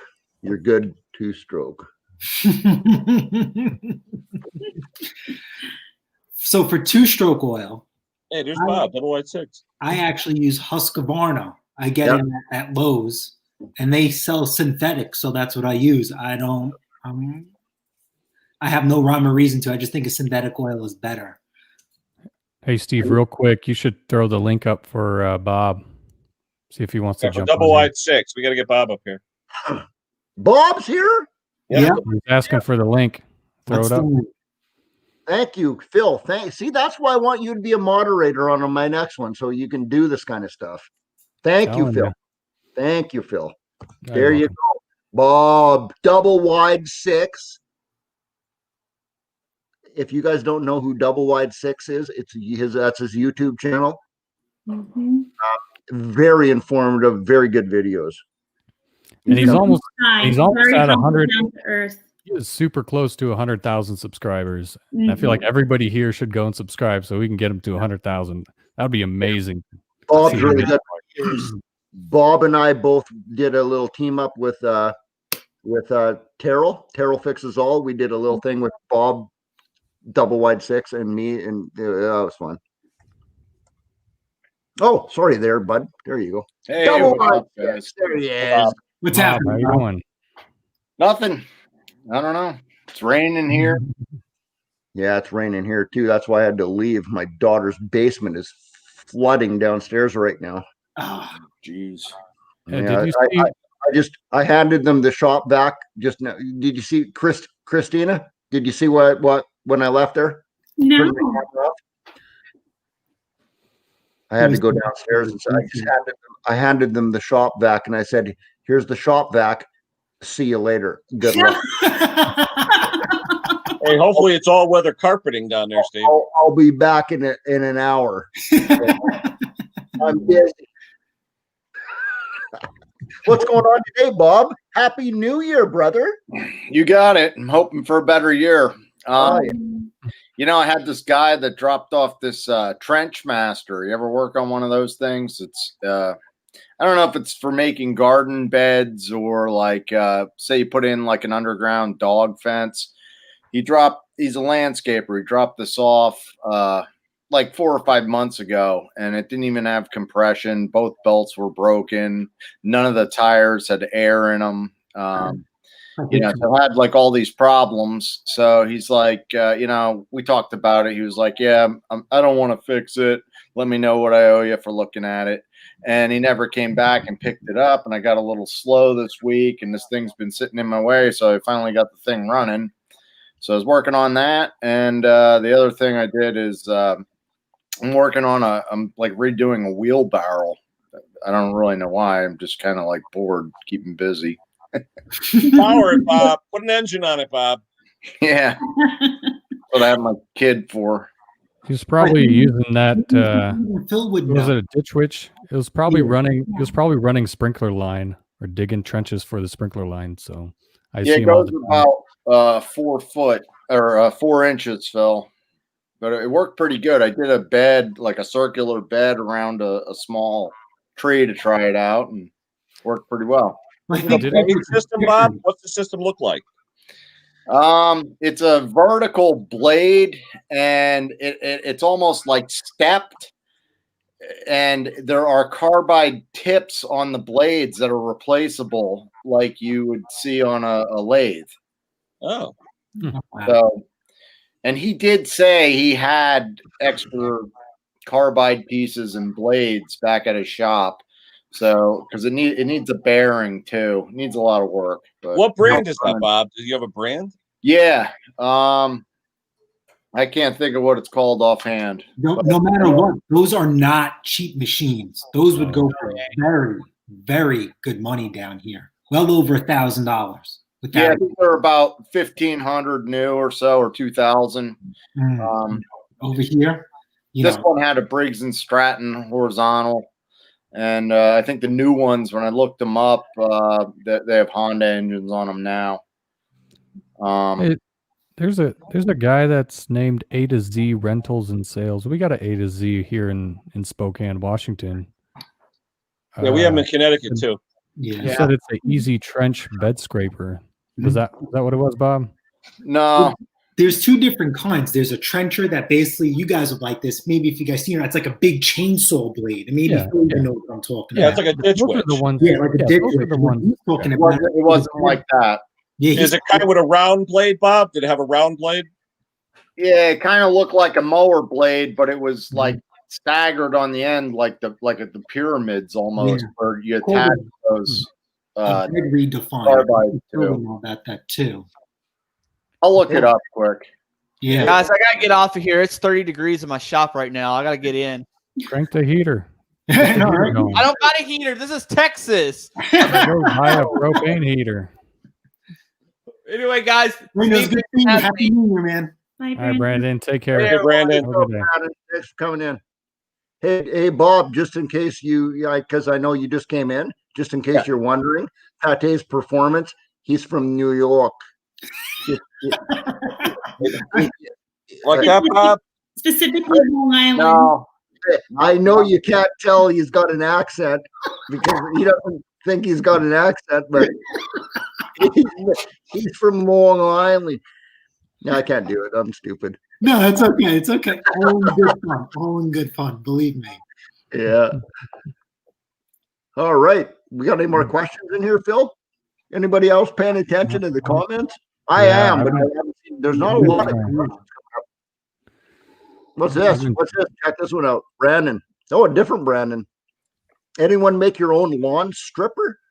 What's a lawn stripper? Striper. A striping kit. Well, we put one on ours. Yeah, we striper. I think he wrote it. So it's a striping kit. So basically, it's a weight on the back of your lawnmower, and it's like a roller. And you can do all sorts of designs in your lawn if that's what you desire. I'm one of those people. I'm a lawn. You got a John Deere 575. What is that? A 0-turn, I'm guessing. What you can do is you can buy some rubber trucking mats and cut I'd say a 3-foot piece, and make 3 of them. And your John Deere zero turn should have at least 3 or 4 bolts, square bolt holes on your deck. And then you drill those 3 bolt holes on the rubber flaps and grab some carriage bolts and feed those, basically mount those flaps onto your deck. And then what that'll do is it'll stripe your lawn. So, Phil, isn't a 575 an all-wheel drive lawn tractor or 4-wheel drive lawn tractor? 757. Oh, 757. It should just be a rear wheel. It's just I'll a zero. tell you one thing: if you use a striping roller, they're pretty nice for like mowing in ditches because you won't bottom out or scalp anything. So the roller is what I'd recommend if you're trying to do striping. Another way to do it is chains and that rubber flap. That's what Gravely does on a lot of their machines, and they do stripe pretty nice. Hey, Lone Star, I've seen this question before. He says, hey guys, what size is the E-clip in front of the clutch housing on pulling chainsaws? Always losing it and always have to buy the kit just for the E-clip. I would have no idea. Ken, you work on pulling chainsaws. I don't even bring them into the shop. I throw. What do you mean, the E-clip on the clutch? In front of the clutch housing. Yeah, on the crankshaft. If you send me an email to KenSmallEngines@AOL, I'll get the size for you. Well, how about this? I keep E-clips for snow blowers and miscellaneous repairs. I buy a big universal kit, basically from Harbor Freight. Harbor Freight. Yeah, that's what and for $6 or $8, you can get 100 of them, right? So my question to you, Ken, is: would you think that kit would have that size? Yeah. So go with that. Probably will. Yeah. I mean, there are metric E-clips and English E-clips, but you know what? With the variation, you should find one that probably works. Mm-hmm. Just make sure it snaps in and spins freely, and it's not too tight or too loose because you don't want to lose it. Hey, I just got to interrupt one. So I'm taking notes right here. I'm taking notes down. Christina, can I ask you a question? Of course. What's your husband's name? Jason. Jason, thank you. It's called a brown trencher or bed edger. Yeah, it's probably a bed redefiner. Bed redefiner. Yeah, bed redefiner.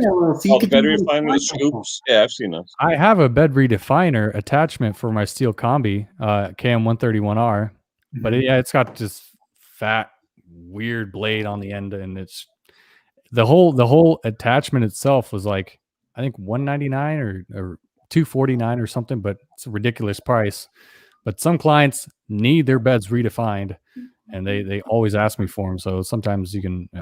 I've got the same thing, Phil, in an Echo, but mine, instead of having a solid cup, it's like separated in the center, which sort of stinks. But they sell a machine, and Bob, you've probably seen it. It's got like a dish on it, like a disc, and the bed redefiner scoops out like a half moon, and you go all the way around trees and stuff. It's a really cool bed definer. Really nice.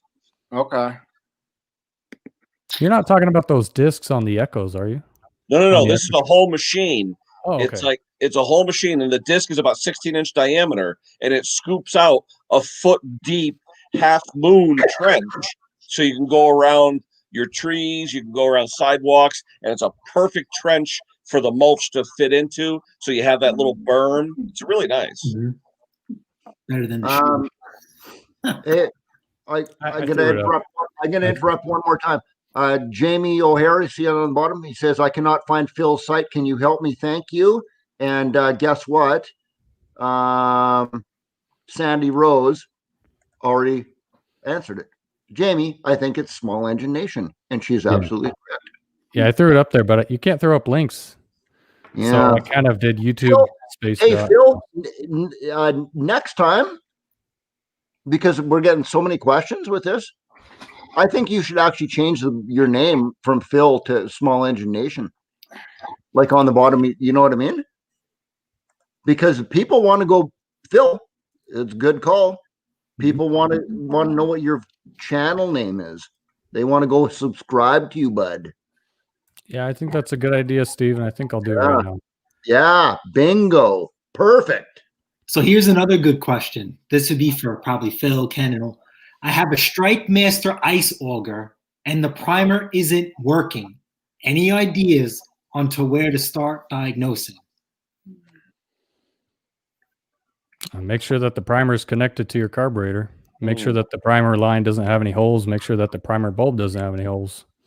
What's that look like, Bob? Is that it? That's it right there, Ken. Big money, big money. Nice. Yeah, I just looked. The one I was looking at here was 3,500. I can't believe it. Yeah, this one's a Honda there. Yeah. I'm surprised the guy did he forfeit it now, or now because you're working on it, he wants to fix Well, it? it's been sitting in my shop for like 6 months, so I don't know what he's doing. He's a landscaper. I fix all kinds of stuff for him, so he'll be back. Okay, that's a tough. I'm tired of storing it. But yeah, definitely not cheap. No. Aren't most ice augers just weed eater engines? Yeah, 2-cycle. Yeah, two-stroke ice augers are just a weed eater engine stuck on the top of an auger. So I would just say make sure the primer bulb isn't busted. I see that a lot. And I think what Bill said, make sure the lines are all good to go. But I guess if the primer is attached to the carb itself, I would just, I hate to do this, but take apart the carburetor and just make sure nothing's blocking it. Now I have a question for everybody here. What would make the primer line have gas in it? When the carburetor starts flooding, it'll go back into that nipple and travel back up. Backflows. Yep. Yeah. Yeah, I took one off one time and a bunch of gas came out of it. That little hole in the Tecumseh, Steve, you've talked about that little teeny hole that nobody ever sees. When that plugs up, it'll go into the primer line. Yeah. I'm talking about that on the jet, there's the two jets side to side, and then there's the little one on the top. On main hole. About that hole? There's a hole, very small, about 10, 12,000 diameter on the side. Hard to see if you don't know it's there. When that gets plugged, that's your atmospheric vent for the carburetor. Okay. And when it plugs up, the fuel will just keep filling up. Boom, it'll go up. And then when you hit the primer, it'll act like a siphon, and it'll suck fuel back up.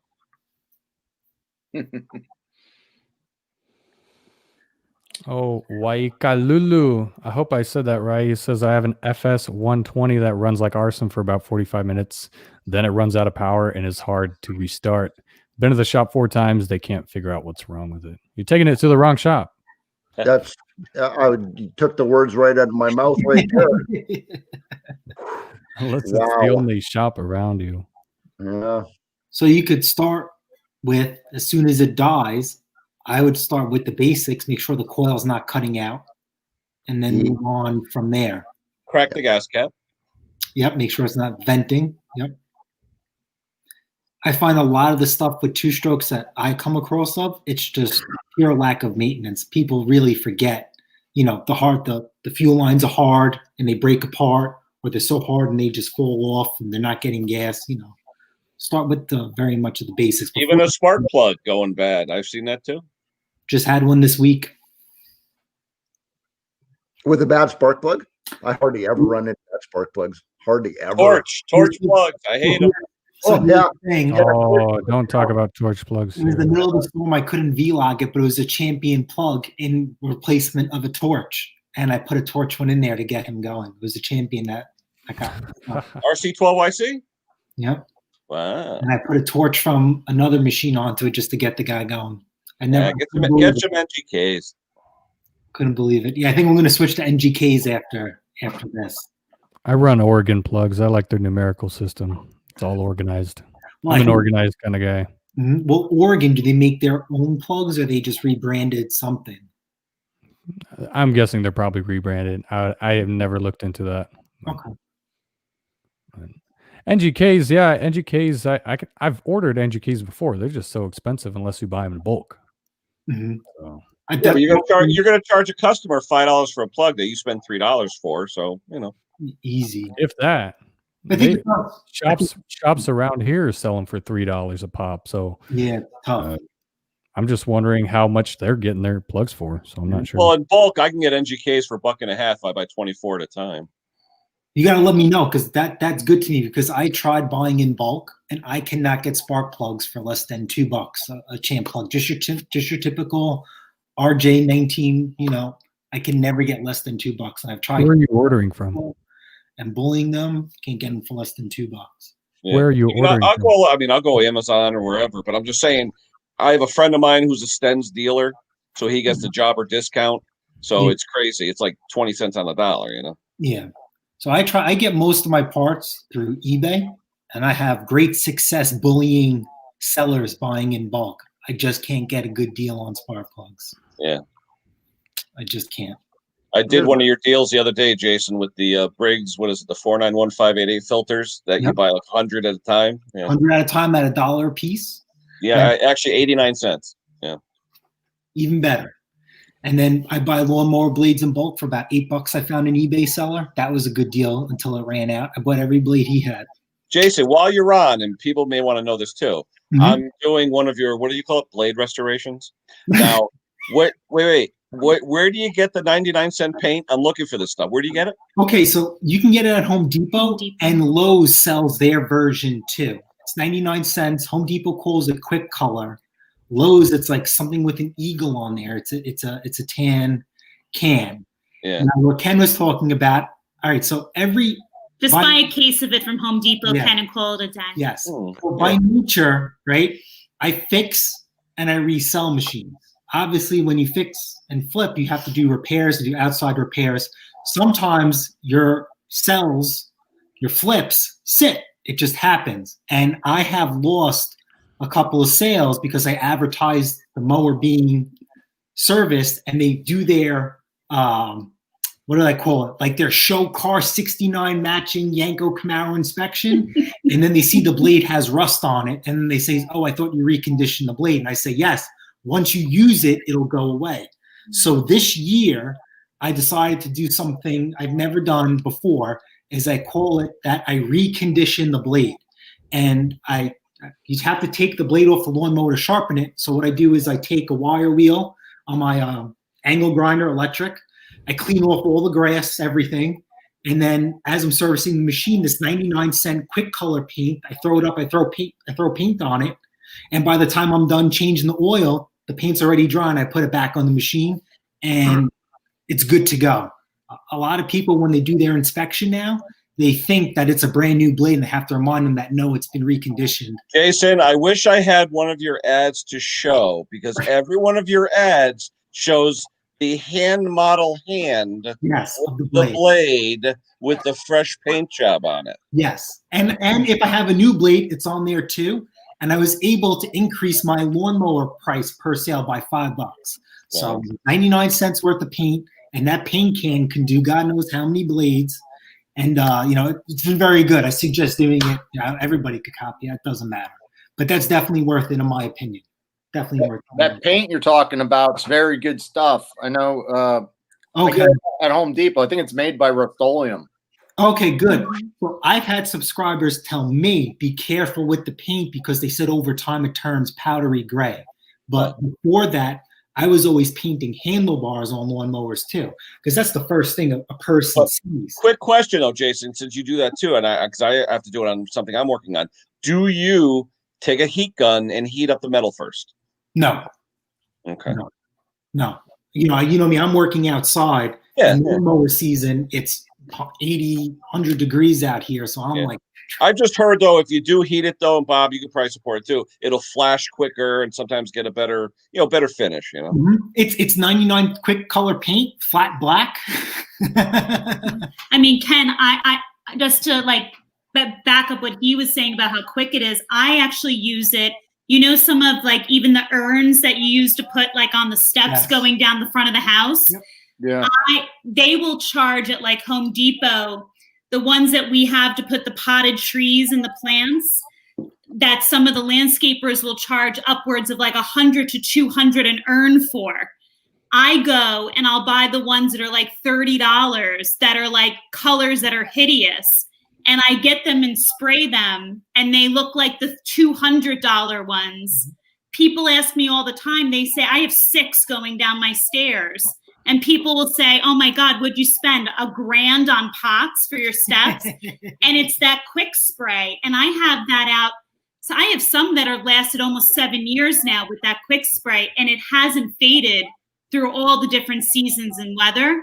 So, it has to be somewhat decent. Yeah, but we touch them up every you're year. also going under other elements when you're putting it on a machine. That's something to consider too. Hey, Steve, there's also another celebrity here, Cajun Coin Hunter. I don't know if you know Cajun. Oh, Cajun.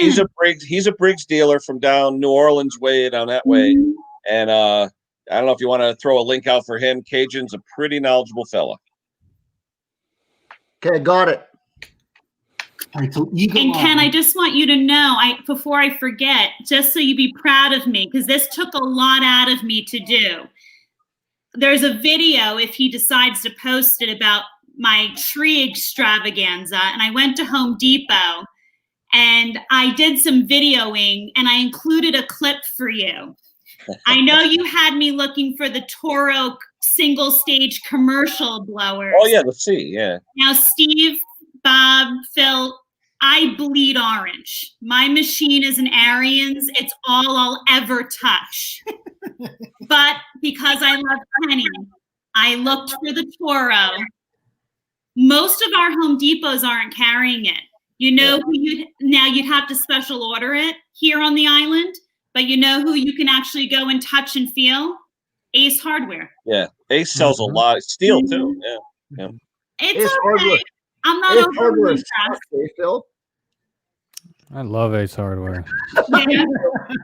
I gotta tell you, the day that those go out, it's gonna be a bad day. The first time the first Sears went out around here, that was a bad day for the States.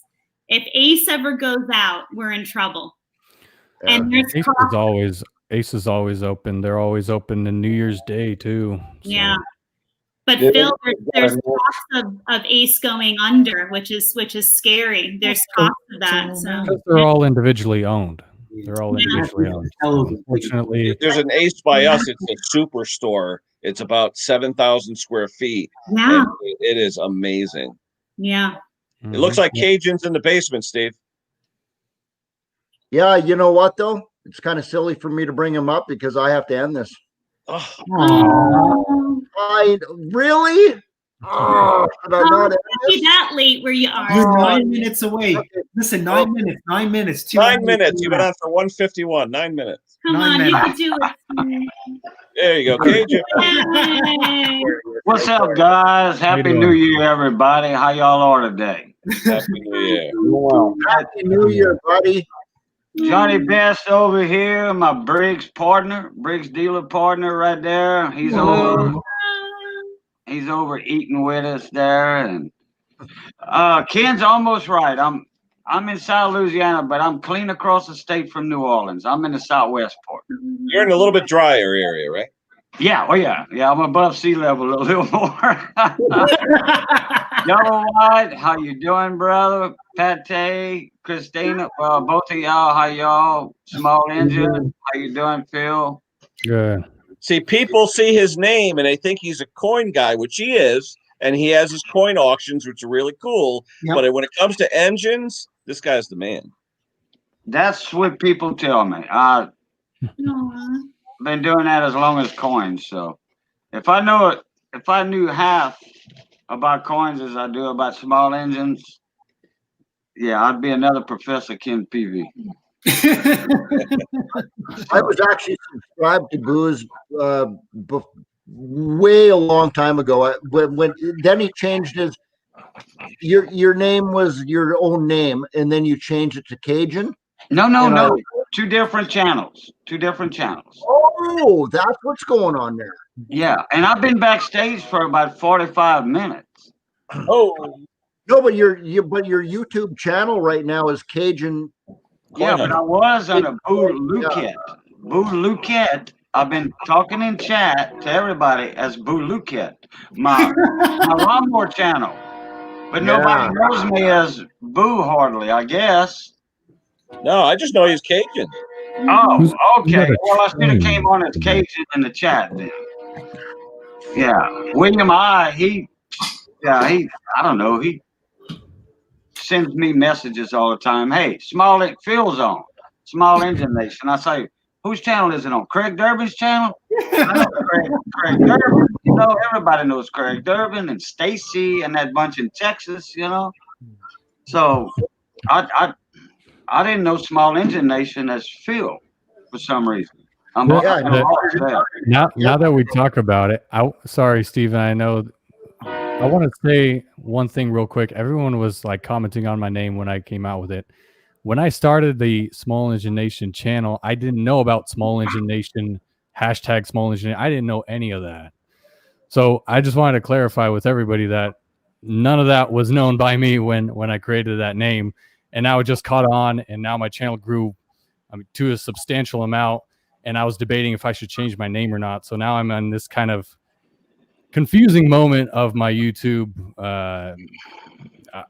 place or whatever. But now I'm just debating if I should change my name or not.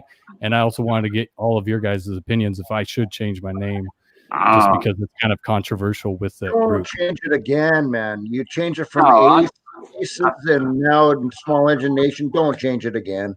I really don't think it's a big controversy. I don't think it's a big controversy. No, you can say Phil's Small Engine Nation. That way, if they type in either one, they get you. Yeah, I guess so. I can do that, but I've just been so far into it with all my channel art and everything in there. It's got Small Engine Nation. I know he is Phil. When I see Small Engine Nation, I think of Craig Durbin and Kathy Durbin. You know. Yeah, Craig and go-karts are going fishing. Yep. Brandon, everybody that made a Small Engine Nation video clip. Hi, I'm Cajun Coin Hunter. I'm Boo Luquette, and I am Small Engine Nation. Yeah, I did that. Jason keeps opening his mouth. He wants to say something. So you guys all know about Bruce, correct? For the longest time, he finally changed his name. And I say that, Bruce's channel is always growing. And I think that if you put out, good content, subscribers or people who watch your video will naturally want to click, that button. So if you feel it's more comfortable to change your name, then go for it. We are a drama-free channel.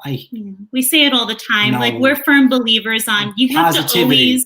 To always follow your heart. And you know what, Phil? It's one of those things, like, you have to just do what feels right for you. Like, this is your baby, and you have to do what makes you feel comfortable. We've always been the type of channel that regardless of what's going on out in the world of YouTube and everything else, like, we like to stay out of it. And that's just because, honestly, like, we were talking about earlier in the chat, we both have careers. This is something that we both do because he enjoys doing it. We love helping people. It's not something we have to do, quite honestly. And it's just something we truly enjoy. And we've met some really amazing people along the way, hence all of you. And at the end of the day, you just have to follow what your heart tells you to do. And don't ever put your head on the pillow with someone else telling you what to do. Do what you feel is best. And if it's going to bring so much turmoil to your mind, then add something to your name, change it up a little bit. The truth is, if you're a great person and you're living life on the straight and narrow and you're doing the right thing by your channel, someone's going to follow you, whether you're Small Engine Nation or if you're Phil the Tool Man. I mean, it's not going to matter. I mean, at the end of the day, you are who you are, and you bring what you bring to this community. So just always just believe in that piece of it, and that's just our 2 cents on it. And it could be right or wrong, and we're not nearly as grand as some of the people on this panel, even. So we're just, we're small fish in a big pond. So I joke around. I tell everyone we're the worst YouTube channel ever. We are, because we have like over 800,000 views, and our subs don't match. Okay, so that's what I wanted to do. First of all, I have to take care of this Jungle Bob repair right there. He just gave me a super sticker for $4. I have to just say, Jungle Bob, thank you very much. You just bought me a couple of beers there. Thanks. That's cool, buddy. The other thing I do have to say right here is Jason, Christina. How many subscribers do you have? We're a little bit below 3,000. Okay, you're about to get one more. Thank you. Thank you. Hopefully you see me in the comments. I'm in your comments. I know that. I've seen it. Yeah. I've been shoved into for a long time. Yeah. Yeah. The most memorable video to me is where she goes out and trash picks, flea market picks, blower, backpack blower. Oh, okay. That is an icon right there. She talks the guy down in price. It's cracked. It's got some cosmetic issues. It doesn't run or something. That's an icon video. That's a good one. That is a good video. That's Kenny's favorite too. That's Mick's favorite video. There's a story behind it. If everybody watches it, it's a still BR 700 or 600. You'll see. I'd like to redeem myself that blower sold itself though. Yes. It did. Your heart was in the right place. So you actually made a few dollars on it. Yeah, I did. It looks like somebody threw it off the back of a truck. Yeah. Yeah. Yeah. Me and Johnny, we were on the way back from Pine Prairie or something one day, and we were heading out, going through Mamu. Right when we got out of Mamu, we saw a piece of a backpack blower in the highway, and it was a steal. And Johnny was saying, "Hey, look, we couldn't find the rest of it." Oh well. Yep. Steve, are we holding you up? Do you got to go somewhere or what? Let him go. You know what? I do, but I'm having so much fun on this one. This has been the best ever. Jason and Christina, I can't stop laughing at you guys. I'm not laughing at you. No, it's okay. It's okay. Your accents are just cracking me up. Every time I hear you guys talk, I'm like, Wait a second. And Cajun, I love you, but Cajun has no accent? We have the accent? But here's the thing. Christina, here's the thing. I'm used to hearing boo. I hear boo all the time, but I never have been on a live channel or anything like that with the Long Island accent going. I never knew I had one. I swear on that. It's fun. It's awesome. I love it. Forget about it. Forget about it. I can't believe this. I can't believe it. I've got one thing to add for about 2 minutes. Okay. It's the craziest contraption with a gas engine. When I had my shop, when me and a buddy of mine was working on, we had that lawn and garden in Erath, Louisiana. And his dad, Big Ed Broussard, he had a bunch of driveways. He had a trailer court, nice exclusive resort trailer park out in the country. And it was like skirting only, a certain year model, had to be brand new at the time. Certain year model, this and that and the other. Had a state-of-the-art septic system. He was making the concrete driveways. Well, his son owned the lawn and garden center in town, and I was his partner. Well, we took a Rome tower, like a TV antenna tower, the triangle-shaped ones. Forget where my camera's at. I'm set up in a new area. The triangle-shaped towers. We took a 10-foot length of that, and we installed a Briggs & Stratton 3.5 horse or 4 horse classic on it, L-head, way back in the mid-'80s, and a plate on the bottom, aluminum plate or a steel plate that was off center just a little bit. It would wobble, and we attached it to that Rome tower. On each end of that tower, we had an eye hook, bolt eye hook coming out, and we drove 2 stakes. And when it was pouring the concrete in the form, in that driveway form, we had 2 boat winches on each stake. No, at the Rome tower, we had 2 winches, and then the cables from the boat winches would go to the stakes in the ground. And the vibration would go all throughout that tower and level that concrete out and smooth it out just as perfect as you all get out. Perfect as all get out. That's the craziest thing I've seen a gas engine on. It was a concrete leveler. It wasn't a helicopter type, you know. to actually finish concrete finisher. It wasn't. I love watching the guys that ride them around the finisher. Yeah. That you can actually They got the ride-ons too. Yeah, and they those got pretty cool. The handlebars. Yeah. Like me and Johnny was talking about that the other day.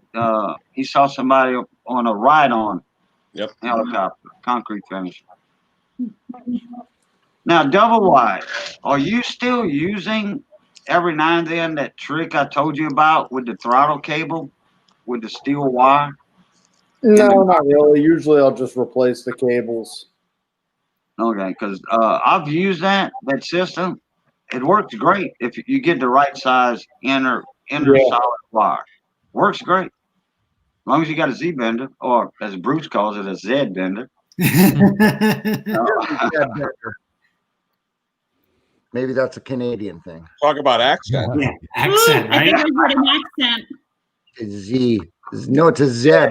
No, it's a lever. It's not a lever. So wait, a Dobson 280Z is a 280Z up there, right? Right. Yeah. Wrong. What do you call it, Steve? Guys and girl. And I know there's at least another girl in here. Sandy Rose is at least another one in the comment section here. So guys and girls, I have to shut her down. I'm sorry, guys. That's perfect. I am having a ton of fun for the right next here. one, you know. This has exploded into a live that I thought I was going to be on here for 15 minutes to say, hey, Happy New Year, everybody. And then I thought I was going to be gone. And it's been 2 hours and 5 minutes. No. This is cool. I got to meet some new people. I know everybody on here, but Patty's Performance, Christina and Jason, I am so happy to meet you guys. This has been just super cool. Nice to meet you. Nice too, to meet Steve. you. Well, we've always known you. Now it's nice to physically, or however you. And now, know. Steve, you never told me, although apparently we're all having dinner at some point. What's your wife's name? April. April. Okay. Yes. I also call her my executive producer. Right. Yeah. Right. He calls me secretary. Secretary. She's my secretary. April, can you show that picture, please? Can you show that picture? And then all of a sudden it pops up. April's not even here right now. She's gone somewhere. But yeah, my wife's name's April. And boy, you guys would get along great, Christina. Whew. Sounds great. Hey, Steve. Well, this was a whole lot of fun, everyone. Yes, thanks for having us. Thanks Thank for going you. live. We were eating dinner. Steve, before you go, a lot of people are saying you should post links to all these channels here that are on the stream. And I feel like the best way to do that would be when you end the stream and it processes, you can just add everybody's names and everybody's channels in the description of this live stream, if you keep it, that is. So we can leave them in the comments too. We could just share our links in the comments. But you can't post links though, right? No, in the comments though. In the comments. Oh, right. That's right. Yeah. No, Sure. in the comments. Yeah. Because after the video you have to be a moderator. You have to have a blue wrench in here. I've only actually done StreamYard a few times, so I don't really know how to do that myself. But I do understand what you're saying, Phil, with the links in the description underneath the video when the video is actually on. Yeah, I get what you're saying. For now, though, everybody watching, there's still 190 people watching. Hit the Underneath right now, that is your YouTube channel names. Go back to maybe except for Boo. Yeah. I'll just type that in real quick. All right. So everybody go back to all these people and subscribe to their, but you know what? I'm not even going to say that. Go back and watch some of these people's videos. And if you like what they're doing, subscribe to their channel. That's it. Thank you. I'm not saying just go and just blindly subscribe to them. Watch. Subscribe and interact. Yes. Yeah. Exactly. I've met a few great people through the coin community in the small engine community, like Brandon. You know, he was up here earlier. BS Small Engines. He's not far. He's about 5 hours from me over in Texas. It's fixing to get cold here in South Louisiana. Because I'm not that far from him. That cold air is moving this away. And Steve sent it to us. Steve, did you get your prizes from Mick yet? Mick's Mowers? No, I checked the mail today and they're still not in. No. Oh, not okay. yet. Because I was one of them that donated. Yeah. I sent Mick a big box too. Oh, pretty God. big box full of stuff, and he hasn't got it yet either. So, yeah, What does the shipping cost you on that? Does the shipping cost you more than I would from the United States, or since it's British, it's about the same? Well, the box that I sent Mick is, I hate to say this, it's exactly the same size as a 6-pack of beer. Oh, okay. No problem. Yeah, but 12 ounces or 12 ounces? But a little taller, and no, there's not a 6-pack of beer in it, but that's about what size the box was. Very light box, and it cost me $40 Canadian to send that to Mick. Wow. Oh, yeah. That would be about the same. I want Mick and his little son, Riley boy, his little son. Yeah, I got some little presents in there for him too. That would be about the same price as me sending a box to him that size. Yep. That's on the weight. Yeah. All right, guys, I got to shut her down now. Steve, we appreciate your time. Thank you for hosting. Forget everybody who's watching this still. I got to talk about some moderators too. No, not today. We won't do that. But Donnie Boy 73 and I are teamed up to do a live on Sunday, probably January 10 on a Sunday, and we're going to go live just like we are now, and it's just going to be me and Donnie, and that's what he's comfortable with. So it's just going to be me and Don, but we're going to get some moderators, and lots of people are going to be there. So yeah, tune in. Keep. We're going to both put a community tab out when we know when we can confirm the date and the time. Donnie will put it out on his channel. I'll put a community tab out on my channel, confirming that date. And I hope I see you all there, y'all. We'll make sure to share that link with all our viewers. So. Yeah, absolutely do that, because there's going to be hundreds of people there. And now I know I'm going to need some moderators on that one, because there's just going to be too many comments. It's going to be crazy. You guys are going to see Donnie Boy 73 come out of his shell. It's going to be awesome. You guys are going to see a whole different side of Donnie Boy 73. Trust me. Taught me how to work on snowblowers, and then I stemmed off from that. So that's going to be. We'll be there for sure. Yeah. Okay. All right, Steve. Well, I'm going to say Happy New Year, everybody. I hope everybody has a great 2021. Absolutely. And that's it's a great start. Pleasure to everybody here in the chat. Great start to 2020. Mm-hmm. Yep. Yeah, definitely. Right on. All right. You guys take care. Have a good night. All right, guys. Later.